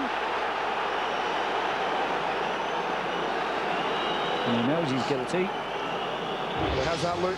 but he does. He just kids him in, he sucks him in, and then just knocks it past him. I mean, that should be a booking. Of all the things we've seen, that's the most cynical. They're a bit lucky to get away without being cautioned there, McAteer, I think. But what a dangerous position this free kick is in. I mean, I'd just stick Watson in as well. He's hanging around the edge of the box. They've got 4 players outside the box. Ketsbaia drove it in a bit too low in the end to cause any real problem to Liverpool. Well, that looked like a foul as well, as Matteo broke clear. Mr. Gallagher's not given it. Watson tried to hang it up there again. Mistakes being made by both sides. Now a better cross. Peacock still forward. Beresford with a shot. Well, that'd have been interesting if that had gone in, because that looked a stick-on free kick. Batty on, I think it was Matteo, was it? As they broke out. I'm not so sure what kind of view Dermot Gallagher had of it, but it was a free kick. It breaks out here, and Matteo wins it, gets caught. I mean, he does his best to avoid Batty, to his credit, and if that's not a free kick, I don't know what is. Ketsbaia.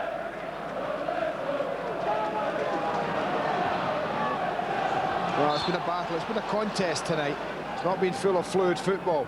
And I think Newcastle would be quite happy that the game panned out that way. I don't think they'd have wanted it wide open and the ball being slicked about.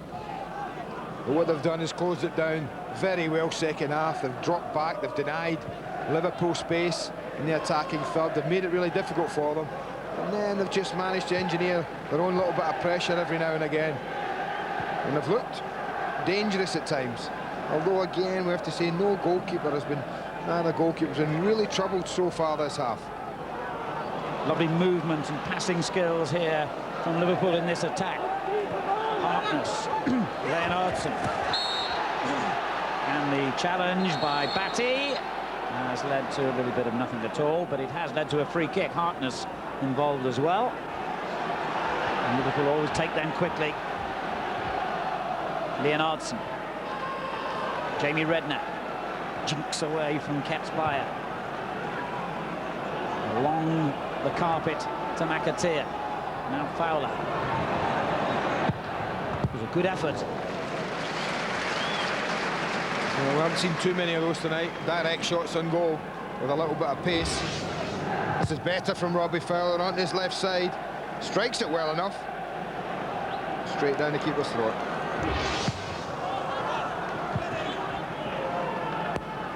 "13 minutes on the clock." Remember, extra time will be played if the teams are still level after 90 minutes. In a way, it's a shame either of these clubs has to go out, because they've both treated the competition with the respect it deserves this season. They've always fielded full-strength teams, both Roy Evans and Kenny Dalglish, in every round.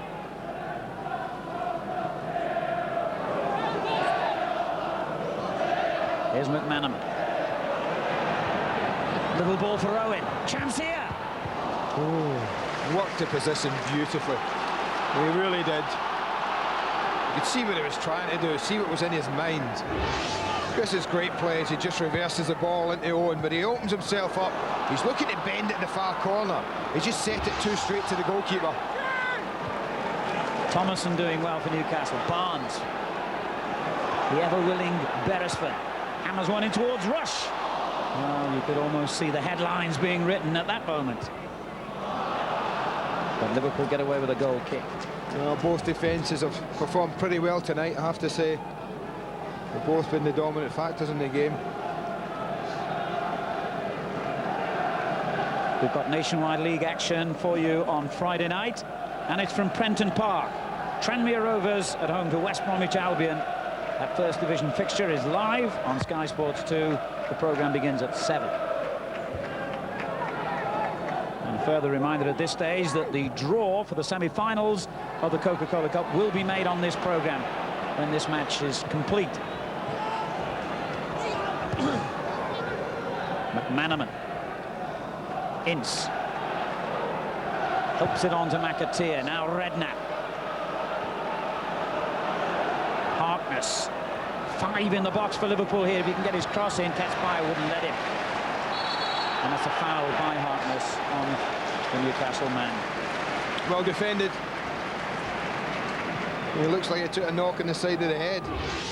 Just as Hartness looks to go past him, the right arm comes up, just catches him in the face, but he stuck to it. He didn't let that disturb him. He wins a very valuable free kick.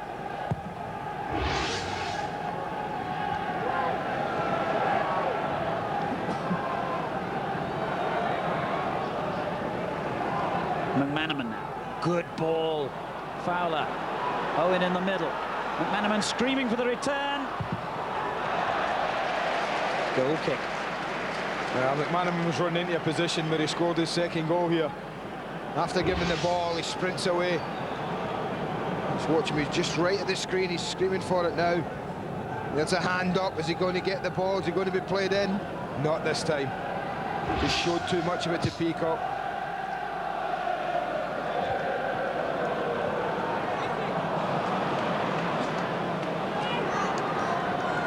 McAteer tries the early ball towards Owen. Peacock hasn't missed a thing tonight.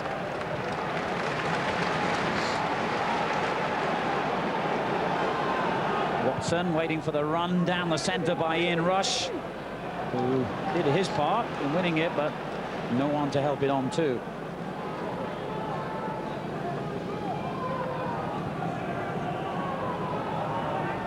Redknapp trying to get away from Thomason.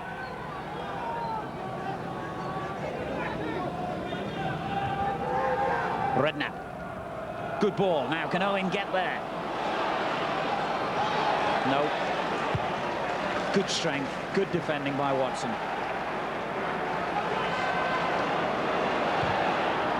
Good vision from Batty. Lee.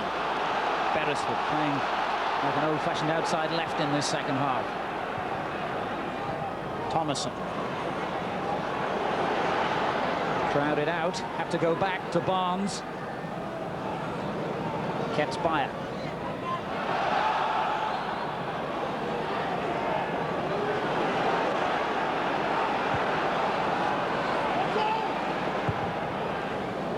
Oh dear. It was almost the crowd's frustration, I think, that got to Watson then. They were complaining because Newcastle were going square all the time. He tried to open it up down the left and got his angle wrong. I just wonder how much the weekend games will affect him. Liverpool playing on the Saturday and Newcastle on the Sunday. And we know how hard Newcastle had to work at Goodison, every one of them. I just wonder how much that's taken out of them. They're approaching that time in the game, and then of course, if there is that 30 minutes of extra time, Kenny has no more options to freshen it up at all.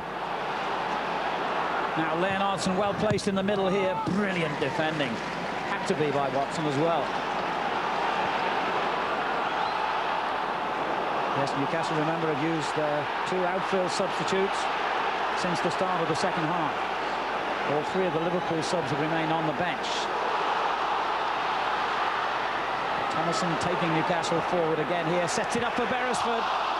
He keeps getting into those positions, but so far he hasn't hit the target. I just wonder if Phil Babb influenced him. I mean, the pressure he was putting them on. I felt sure he'd put his foot through this and use power. But as Thomason tucks it back to him, I wonder if Babb's right in his way. And he thought, I've got to try and bend it round him. I think that was in his mind. That's what he was looking to try and do, just bend it round Babb into the corner.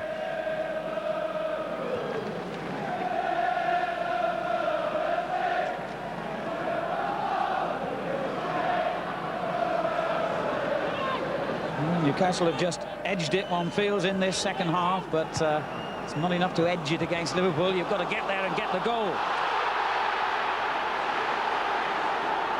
What about that for cool defending?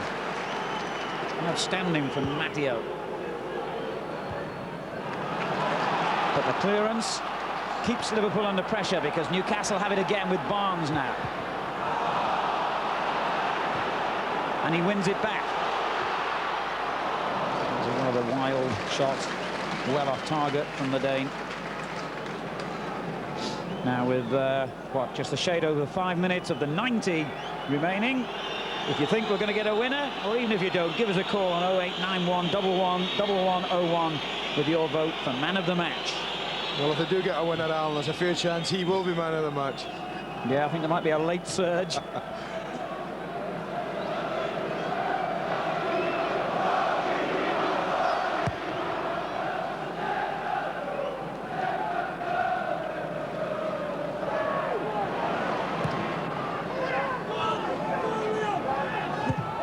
Watson whacks it forward, but that'll be a Liverpool throw.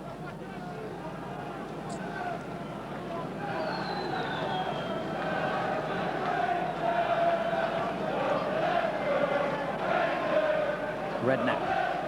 Babb. Peacock intercepts. Batty to Watson. Into the last 5 minutes here.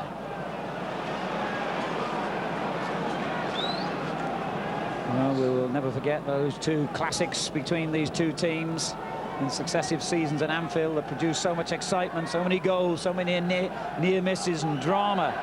But this has been throughout a really closely fought contest, and most unusually for these two, without goals as yet. Well, there's never been a feast of goals, I don't think, here at St James's, Alan. But they've always been goals. But I think this has been as keenly contested as any of them. Now then.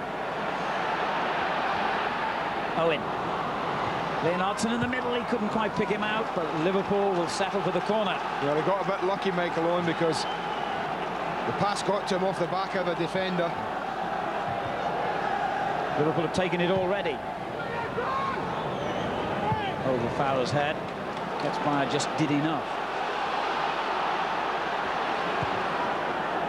And a clever ball forward. Thomason hemmed in on the touchline. Batty gave him an outlet. Ketspire invites Barnes to get forward. Lee to his left. It's a brilliant ball to find him. Rush in the middle. Lucky again. Wasn't the easiest ball in the world. Just try to get his left foot round it. Play it a bit squarer. McManaman on the run, and that means danger. That'll be a booking, I guess. Has to be, I fear, for Watson. He knew it.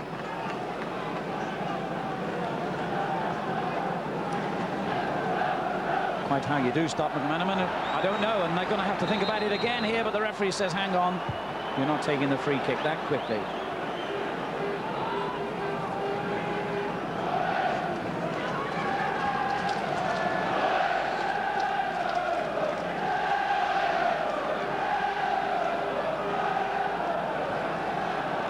Now Harkness. Ketspire's challenge, a good one. He's done well since he came on. I think he's heard himself making that tackle, mind you.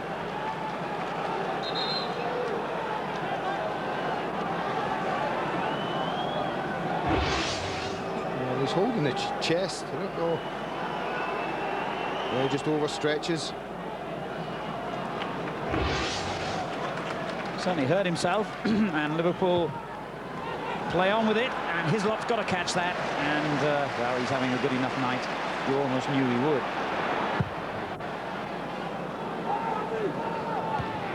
Babb, who, considering he's been out of the Liverpool side for 3 months and more, has had an excellent match, getting it clear again.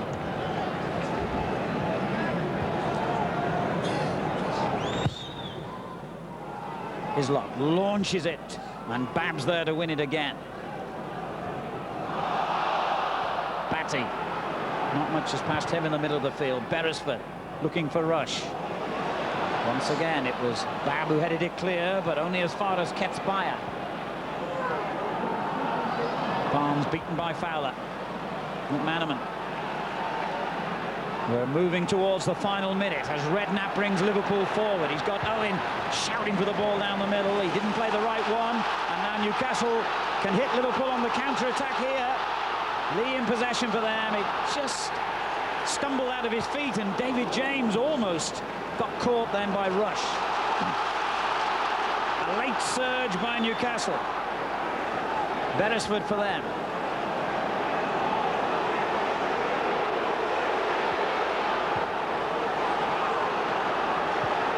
Batty finds him again. Good ball to Thomason. Danger for Liverpool here if Thomason can get his shot in. Struck it straight against the Liverpool man in the end. And instead enough, and Liverpool themselves look dangerous now on the break with Leonardson. Good challenge by Ketspire.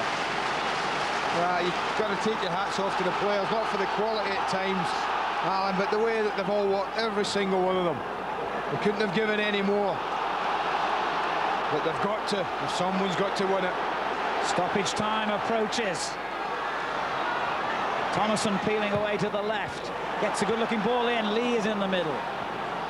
Didn't quite get the contact he wanted. But here's Ketsbaia. Batty. Barnes. Good effort. Good play all round. A lovely move, and they kept the pressure on. And the ball came from right to left. Good men around the edge of the box. It's a good strike, but not good enough. Almost no stoppage time played. The final whistle has gone, and we do not have a winner in normal time here. We're going to go to half an hour's extra time, and if necessary, penalty kicks. So Roy Evans and Kenny Dalglish have really got their work cut out now to lift their players again, reorganise things, and try and produce a winner in the next half hour. The score after 90 minutes at St James's Park: Newcastle 0, Liverpool 0.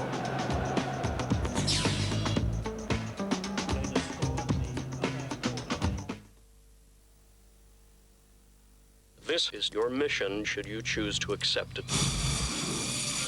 Expect. We're being ambushed. They knew we were coming. The impossible. You're worried about me. Why? You survived. These guys are trained to be ghosts. Tom Cruise. I can understand you're very upset. You've never seen me very upset. Tape self-destruct in 5 seconds. Mega movie Mission Impossible. Coming soon to Sky Movies. Screen 2. Ad men are always on at me to liven up my advertisements for John Smith's Extra Smooth Bitter. They don't think it's enough to talk about its extra smooth taste. What we need's a bit of action, Jackie. They just don't get it, do they? Well, I told them straight. No gimmicks, no dancing ladybirds, and definitely no penguins. Just me in a pub with a pint of John Smith's Extra Smooth. Pure silk in a glass. So, if this is a bit dull, you can blame me. Cut it. That was nice, Jack. So you're going to put the pub background in afterwards? Yeah, that's right, Jack. Yeah, we're going to put it in later. Orange understand that some people want a phone with no commitment. For a digital phone with no monthly charge and no written contract, Just Talk offers the cheapest calls. Simply top up with talk time whenever you need it. The future's bright. The future's orange.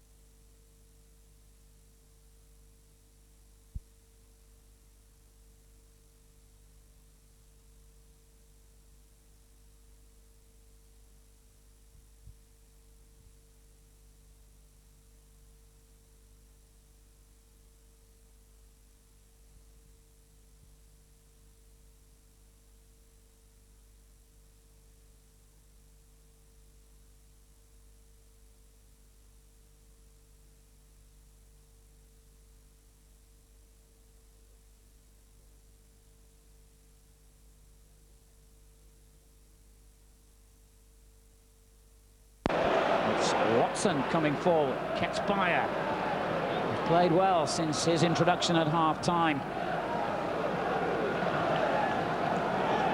Thomason, the other substitute, to Barnes. Lee. Beresford on the overlap. Lee goes for goal. Well, a bright start to extra time. I'm always amazed at how quickly this period actually goes when you're watching it. Almost over in a flash, and I always think players are concerned with not making mistakes more than anything. You never want to be the one that makes a mistake in extra time that costs your team. Sometimes they're pretty sterile extra time periods. Not a lot happens, but I can't see that tonight. I think now Newcastle are set. That might be a booking. No. Newcastle are set. I think they've gone forward. They've got their tails up. Enjoyed that second half. And Liverpool, well, being Liverpool. Redknapp, that's a good-looking ball. Owen on the end of it. Watson recovering ground quickly. Did really well there, Watson. Harkness.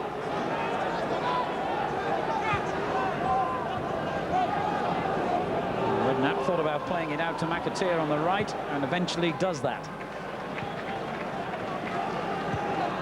McManaman. No real flashes of inspiration from him as yet tonight. Sets one up for Redknapp to hit it here. That was a good shot. Well, it bent a bit. I don't know if he saw it fairly late, Shaka Hislop. I think this looks to bend quite a bit outside of the right foot. Sets it off round Peacock. In fact, it bent an awful lot. Barnes. Good ball over the top to Thomason. Rush in the centre for him here. Goes all the way. And another well-struck shot, but again, straight at the keeper. Yeah, nothing wrong with a run in the shot. He's looked bright, he's looked alive since he came on. John Daldomerson, second half. Doesn't quite get the power required. But he's looked bright and lively, and he's got to be. Thomason, there's one for Lee. Rush peeling away towards the penalty spot, and Liverpool, in the shape of Dominic Matteo, made sure the cross never got to him. Well, he's played well tonight. You mentioned Bab. I think Peacock has played ever so well at the back, along with Watson for Newcastle. All the star performers really have been at the back, and that's why we have got 0-0 at the moment. John Barnes. Oh, brilliant. Touch the old John Barnes there. Beresford didn't want to get anything on that, but Bab intercepts and finds McManaman. Leonardson racing away down the left for him, and three players if he comes to the right, which he has. One of them is Fowler. Owen is ahead of him, and here's Owen. Brilliant goal by Liverpool. Michael Owen, the scorer. Well, he's looked the brightest forward on the field from the first minute. There's no doubt about that. Great play, McManaman for the first time. Looks to go left, starts to come right. A lovely first-time ball, but this is all about the lad's pace. I think Hughes thinks he's got this, but Owen just blasts his way in front of him. And what about that for a cool head? Blasted one over first half, wasn't in his mind. A little dink. As Hislop goes slightly to ground, and he doesn't go down earlier low, but he just dinks it over him beautifully into the corner. What a season this young man is having. He was still at school when Ian Rush and John Barnes were doing the business in the red shirt, even when Robbie Fowler had made the team ahead of him. But he's the star of the show at the moment, because his goal after 90 minutes without a goal so early in the first period of extra time has set Liverpool up with a great platform here. A brilliantly constructed goal, and finished with the aplomb we've come to expect already of a teenager who has the brain and coolness of a veteran. You think he's a good player then, Alan? I think I'll become his agent. I think I just have.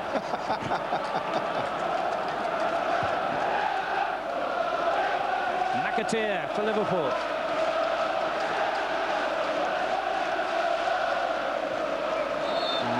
The referee has signalled a foul there. Beresford a bit unhappy about that. I don't think he could have really got out of the way, but free kick it is. Just watch the way he finishes this again. It's a lovely ball out. That first-time ball, I mean, that might have been a nothing ball, but look at the way he just pace took him in there in that finish. It's been a long time coming. And Liverpool have a free kick in a good position now. Redknapp. Wasn't very far away from Robbie Fowler. Well, it can be a cruel game, Alan, this at times, can't it, football? Probably at the time as well, where Kenny Dalglish thought his side had played well. Second half, they started brightly. The beginning of extra time, though, they were the side on the attack. But how often do Liverpool do what Manchester United do? Break so quickly and so effectively from the back to front.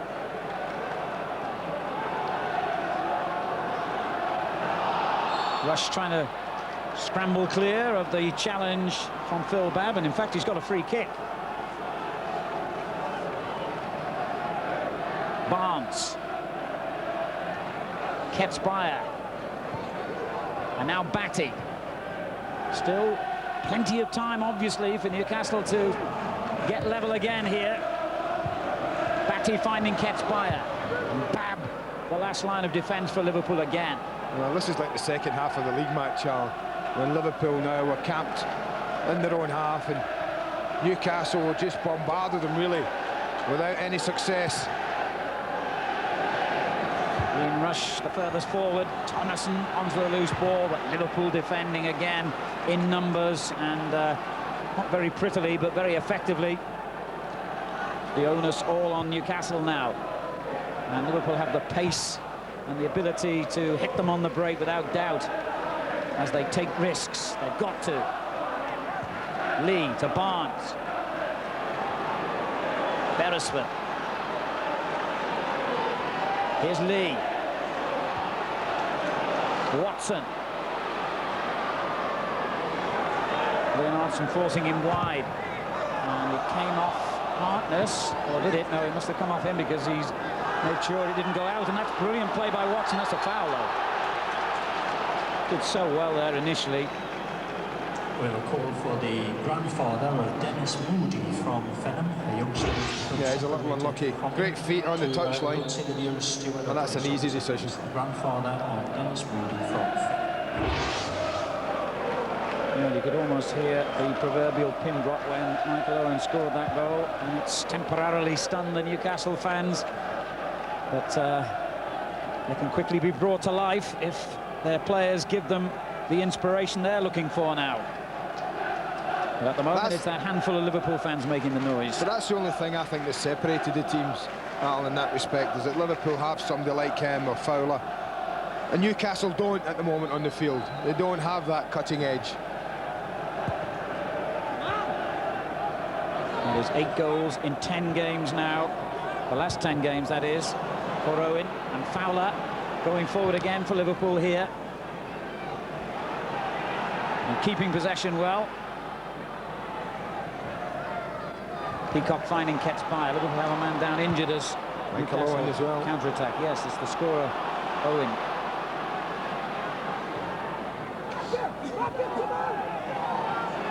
Beresford. Owen still on the ground, so Liverpool temporarily down to 10. Barnes.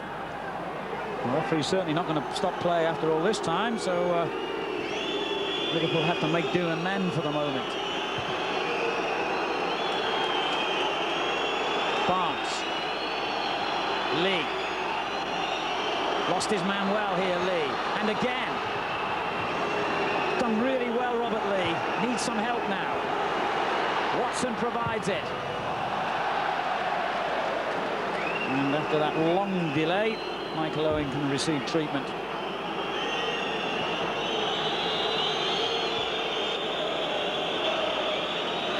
How far? Looks like a bit of cramp, in fact. Well, it gives you a chance out to watch the break we talked about. There's the ball played in, and suddenly that's one pass.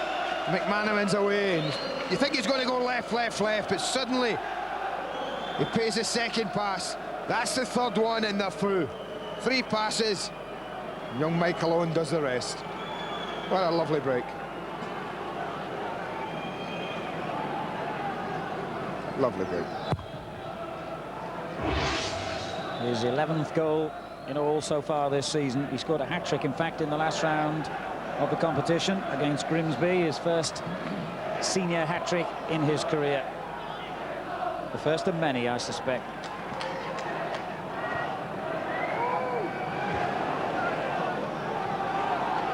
McManaman taking on Barnes. He may not have the legs, McManaman, but he had the brain to get in the way. Owen back on the field, incidentally, after that knock, or I think it was cramp. And Matteo wins it back. Peacock has lost out, and Owen certainly is on the field with a vengeance, and he's got Fowler up in support here. The second touch took it away. Well, you don't often level a bad touch against that young man. But we are in extra time, and he's covered just about every blade of grass at both ends in the 90 minutes. So no surprise he was a little tired.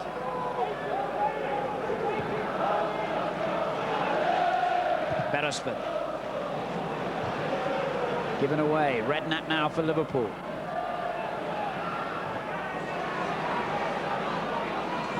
Batty.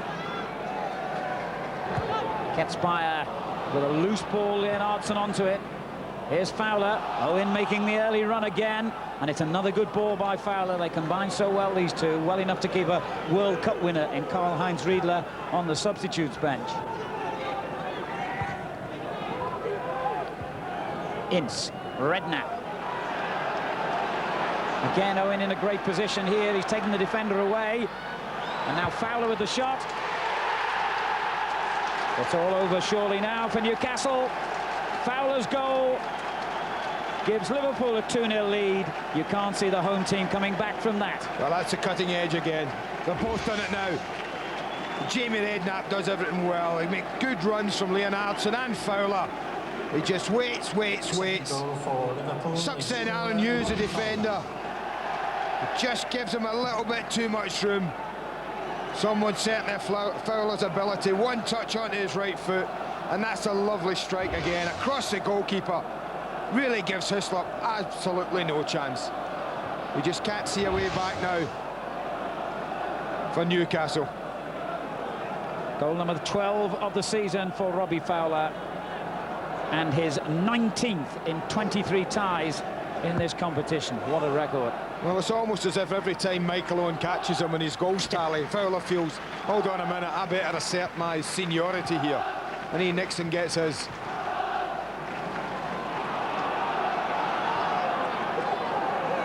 Well, it's going to take a superhuman effort by Newcastle to get back into this game now.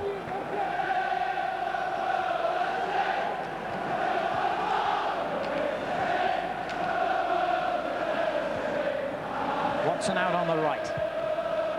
Decent ball in, but Matteo with the clearance. Redknapp under pressure on the edge of his own box. And then Babb gets it away to Leonardson. And that looked suspiciously like a very high arm, shall we say, politely, from David Batty. Play goes on. Hughes. Rush. And not often his touch lets him down, and suddenly half the field opened up for Owen, but the ball to him wasn't good enough. What a chance that was. Any ball straight, and Owen's in. But that's what's going to happen now, Alan, because Newcastle have got to take a risk now. They've got to take a chance. They've got to hope that they can nick one back very, very quickly and maybe panic Liverpool into giving them something else.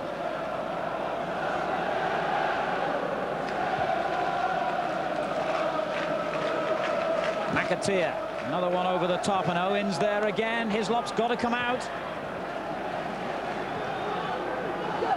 And space is opening up all over the park now.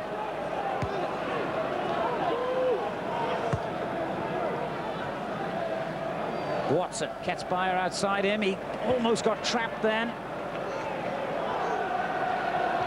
And the whistle for the end of the first period of extra time must be imminent. Beresford. Interception by McAteer. Liverpool have a new spring in their stride now, all right. Now, if you're looking for a shot of energy, there's nothing like a goal to give you. But equally, that could apply to Newcastle if they can get one back here. Watson for them, to Barnes. Ketspire. And the mistake has given Liverpool possession. Leonardson did well. Fowler. Owen in support. And he's found him. Could it be three? The angle just too tight in the end for Michael Owen. Great play from Fowler, I have to say. Unselfish, looking for his mate. Just drags the defender in and just says, go on, son, do you want a second? I'm a little surprised. It was a bit tight to go around the goalkeeper. I thought he'd just take his touch and slot it. And that's the whistle for the end of the first period of extra time. And what a dramatic transformation here at St James's Park. So tight, so close for 90 minutes, nothing between them. Now suddenly there seems to be a mountain standing in Newcastle's way. Well, there's tired bodies in Newcastle shirts. There's no doubt about that. So Kenny Dalglish has got to try and do something. I mean, I think it's worthwhile saying to someone like Steve Watson, Alan, go on, just get up front and play up front, and we'll try and get the ball up to you and win it. Try and get the ball up to you and win it. Then we might not have to have players running about so much, trying to find openings. But I think they've got to stick someone up from back to front. I wouldn't advise Peacock at the moment because it would leave an awful lot of responsibility in the young lad Aaron Hughes. But certainly you feel from right side, Watson, they could take a chance and stick him right up top with Rush. You know, instead of trying to pass because there are tired legs, they say, well, let's get it down. Desperate measures are needed. Less than 15 minutes for Newcastle to revive this tie and keep alive their hopes of a place in the semi-final for only the second time in their history. Liverpool looking to get to that stage for the 10th time.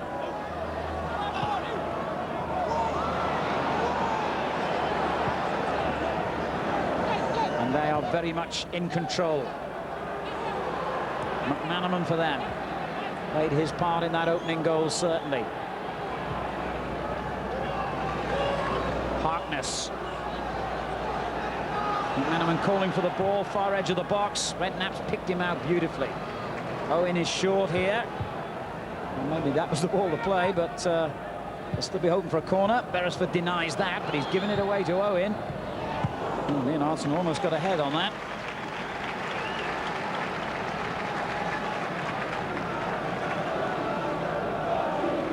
There's no point in keeping extra defenders back there now. You've got to just go man for man at the back, Newcastle. I know they might not want to lose another goal, but they've got to get back into it. You can't see them getting back into it if they keep 4v2 at the back.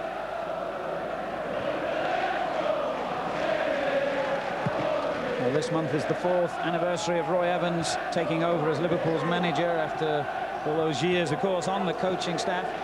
The only trophy he has won in that time is the Coca-Cola Cup in 1995 when Liverpool beat Bolton in the final. He'll be dreaming at this stage of another appearance in the final. Although being Liverpool, they won't be looking quite that far ahead yet.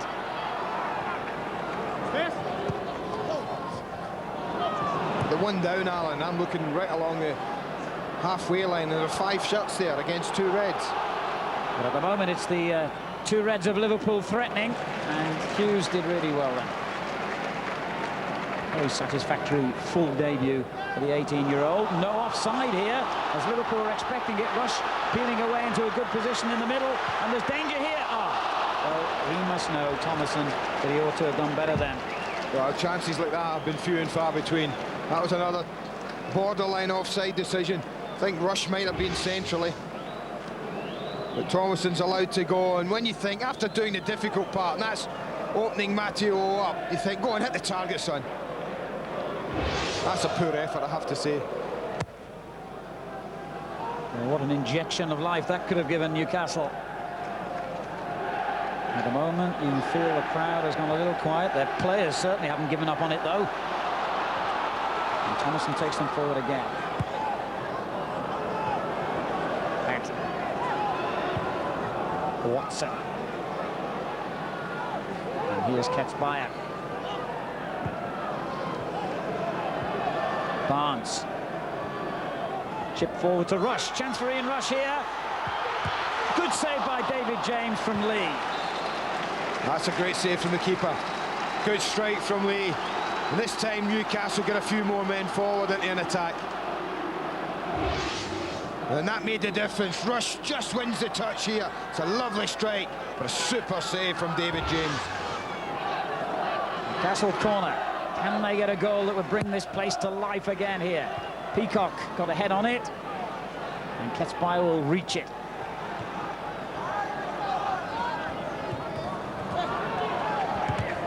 Well, you won't necessarily regard defending as part of Michael Owen's game, but he knew what he was doing then. Well, it is when you're 2-0 up in extra time in a cup tie. And they always say the best teams defend from the front. Well, not necessarily near your own corner flag.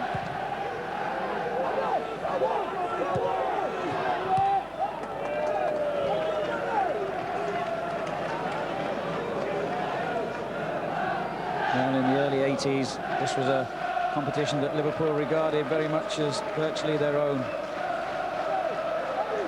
4 successive victories in that period of time, just that one since in 1995 against Bolton. And in a season which has produced so far disappointment for them, mainly in the Premiership, and an early exit from the FA Cup.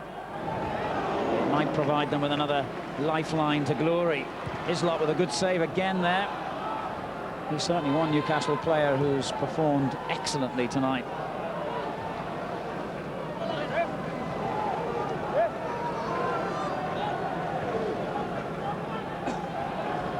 John Barnes.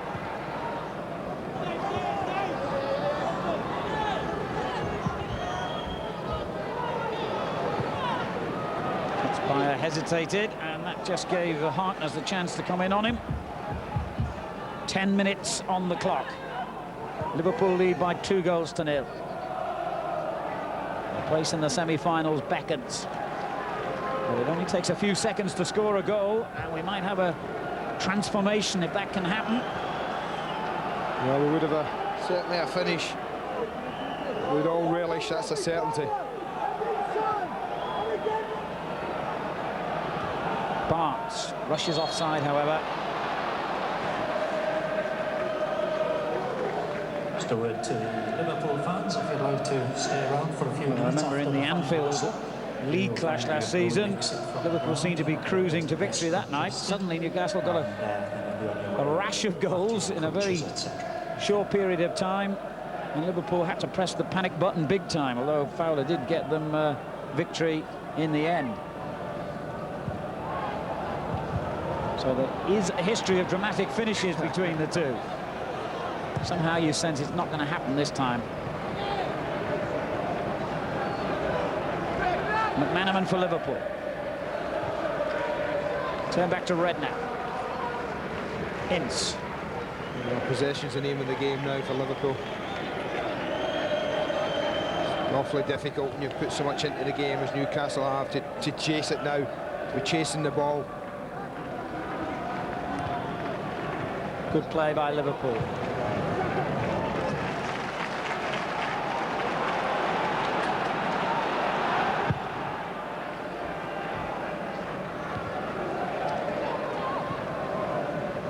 Lee did well then against Fowler. It looked favourite for the Liverpool man.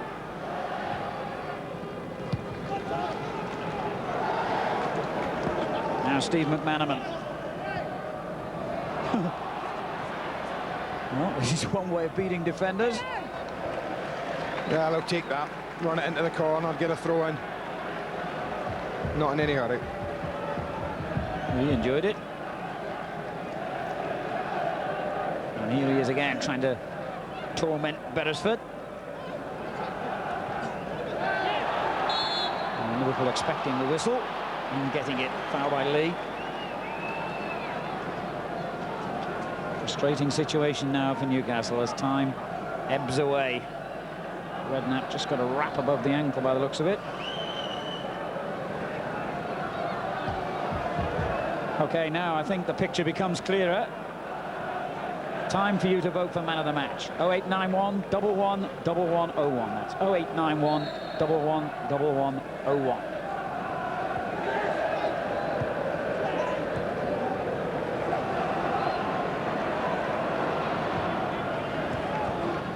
Oops. Liverpool almost had a problem then as Matteo dwelt on the ball.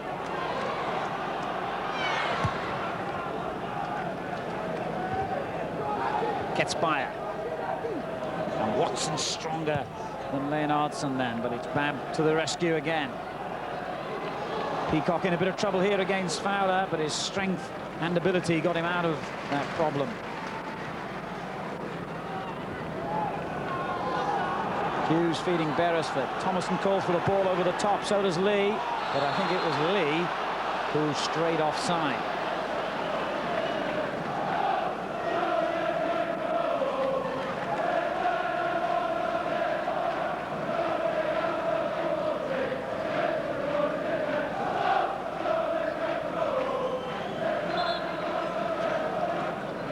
Well, some of the Geordie fans have seen enough.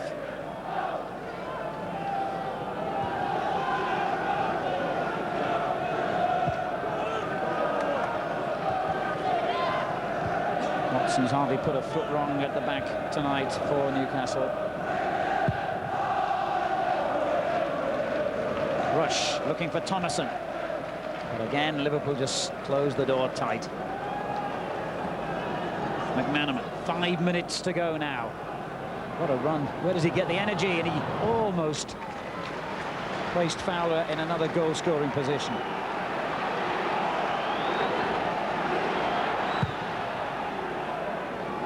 Huge kick by Hislop.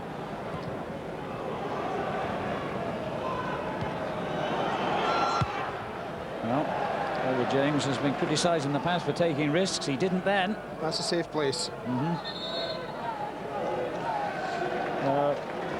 The man who provided the breakthrough is about to be replaced by the World Cup winner, the 18-year-old Michael Owen. Substitution by Liverpool. Number 18, Michael Owen. He's done his part to perfection. And he deserved those joyous celebrations with the man who's now going to take his place, Karl-Heinz Riedler.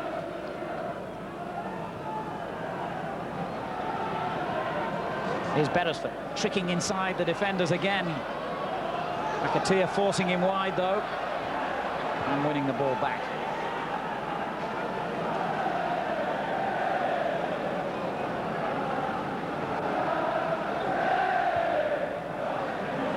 Fowler taking up a good position again here.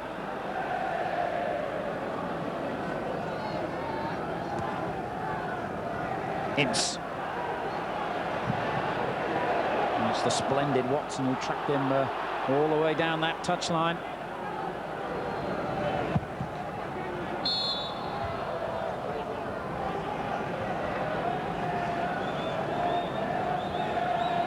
Newcastle still in the FA Cup, of course, having beaten Liverpool's Merseyside neighbours Everton on Sunday. But this will be a big disappointment to them. Yeah, you can't fault Alan what they've put into the game.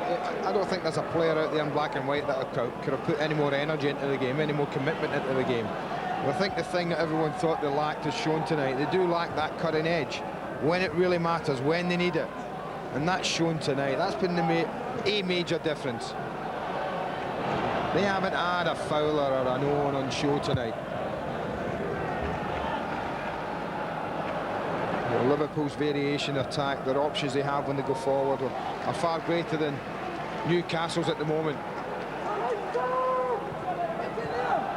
Redknapp intercepts for Liverpool. Riedler leaves it to McManaman. And even the first half injuries to Newcastle rather spoilt things for them. Albert was steady as a rock at the back, and Gillespie looking dangerous as ever down the right. They lost both of those during the interval. But you can't take anything away from Liverpool either. They performed just as well, in many areas better than Newcastle tonight, and certainly have looked sharper where it matters. And ball there by Robbie Fowler.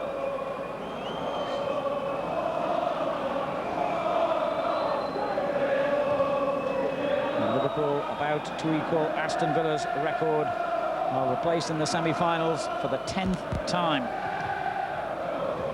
They share the record of winning this competition with Villa as well. If they can make it to another final, it would be their 8th, and that would be an outright record, but there's a very tricky semi-final ahead of them yet. Against who? Well, we'll know that not very far from now. Don't forget the draw for the semi-final coming up soon. So although this match is as good as over, one suspects, there's still a crucial part of the evening's entertainment ahead. Stay with us.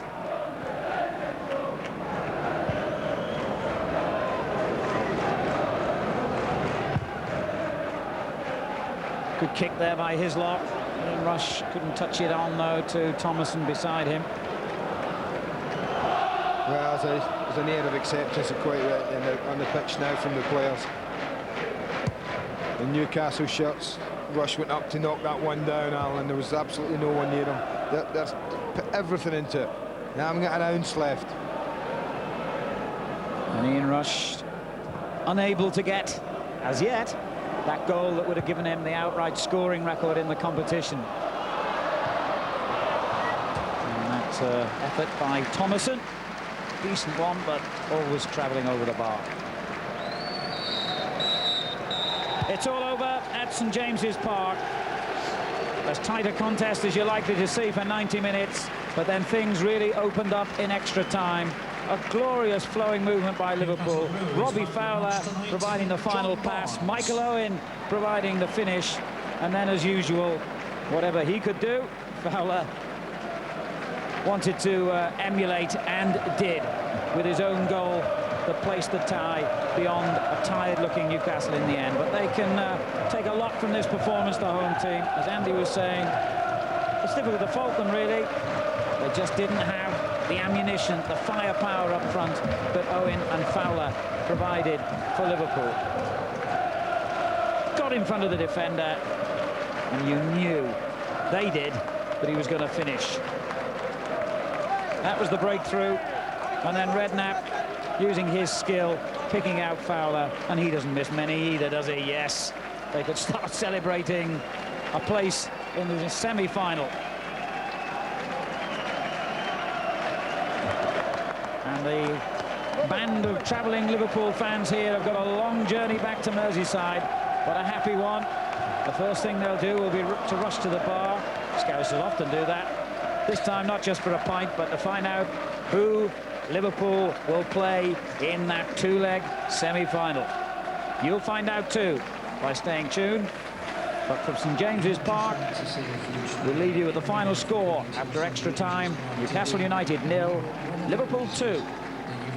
Of course, Alan Parry can say that because he too is a Scouser, and doubtless he's heading to the bar right now. 2-0 Liverpool, their first cup win in 5 attempts at St James's Park.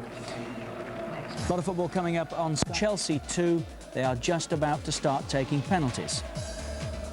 Keep the calls coming from Man of the Match. 0891 111101 is the number. 0891 111101. We'll have the thoughts of Barry Venison when we come back, and we shall also be making the draw for the semi-finals very shortly now.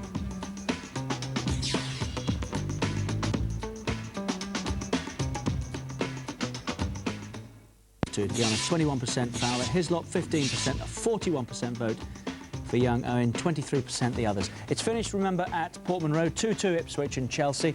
It's gone to penalties. We'll keep you up to date with that, but right now it's back to St James's to hear from the 2 goal scorers with Alan Bentley. Okay. Michael, if we can start with you. 3 in the last round, another one tonight. You enjoying this competition? Yeah, as you say, it's the second game I've played in this competition this year, and I've seemed to do all right up to now, and getting a goal tonight was great for me. Were you suffering a bit of cramp there in extra time? Yeah, well, I've been ill through the week.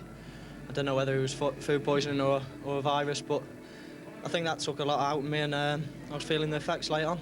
When you looked at the start of this season, could you have imagined you'd have been here at this stage, one game off Wembley and playing more or less as keeping Karl-Heinz Riedler out the side?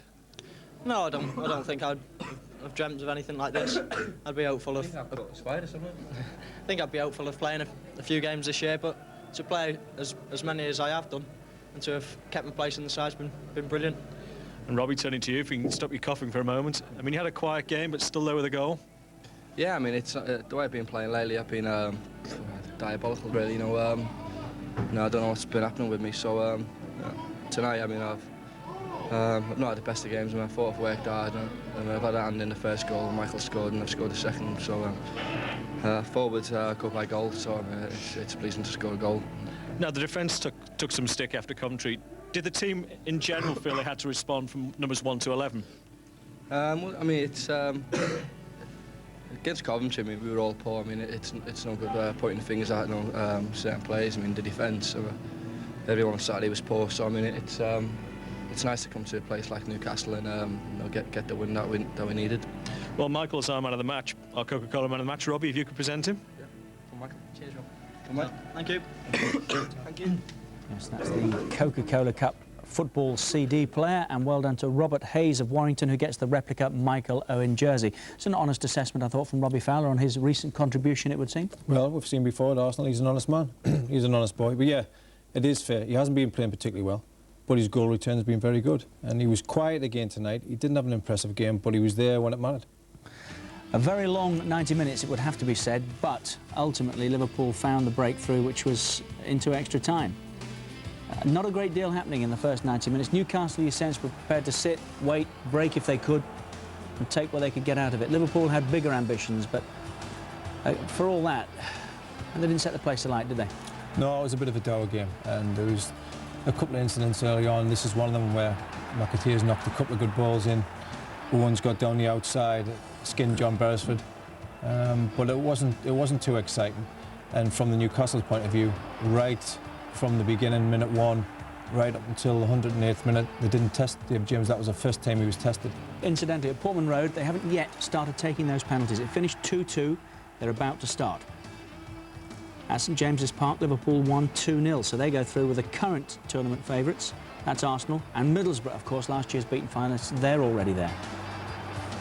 That was a good chance. That changes the game. That gets Newcastle's and Kenny's game plan on the way, because as we said before the game, if they go 1-0 down, they're not likely to score 2.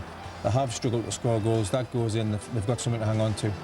But as the game went on, we've seen Steve McManaman on the ball now. As the game got further on, it got much more stretched. 1-0 Chelsea, incidentally. Jamie Scowcroft has just missed his attempt for Ipswich Town, so Chelsea in the driving seat. That was the first goal. Yeah, it was Steve McManaman, Robbie Fowler and Michael Owen. And they were the three, really, who won the game without really playing particularly well, any three of them. It's a great ball from Fowler, wasn't it? It is a great ball, and it's his sharpness, Michael Owen's sharpness, that's got him in behind Darren Peacock. He's got that little turbo he switches on, but it's the cool finishing that impresses you with him, for a lad so young. Roy Evans under intense pressure at the weekend to make wholesale changes tonight. He resisted the temptation, brought Owen back, who would have played presumably on Saturday against Coventry had he been fit, but Phil Babb was brought back to the centre of the defence, otherwise very much as you were, and he's been proved right, hasn't he? Well, what he's done, I think he said to lads, look, you know, you've had a poor Saturday, but the majority are going to keep the shirt. Now what I want from you is a reaction, and a positive reaction. Man, you did it, let's see you do it, and they've done it.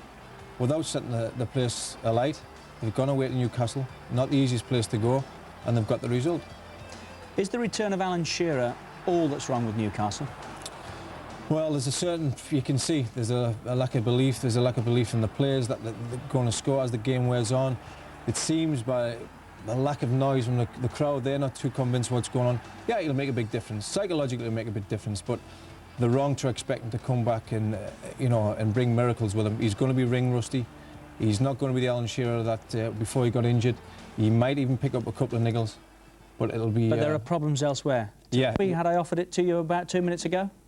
Well, the standard teams left in the competition now is quality, so no matter who you play, it's going to be a hard game. So I mentioned that they put you out in this competition last year. Do you have any recollections of that game?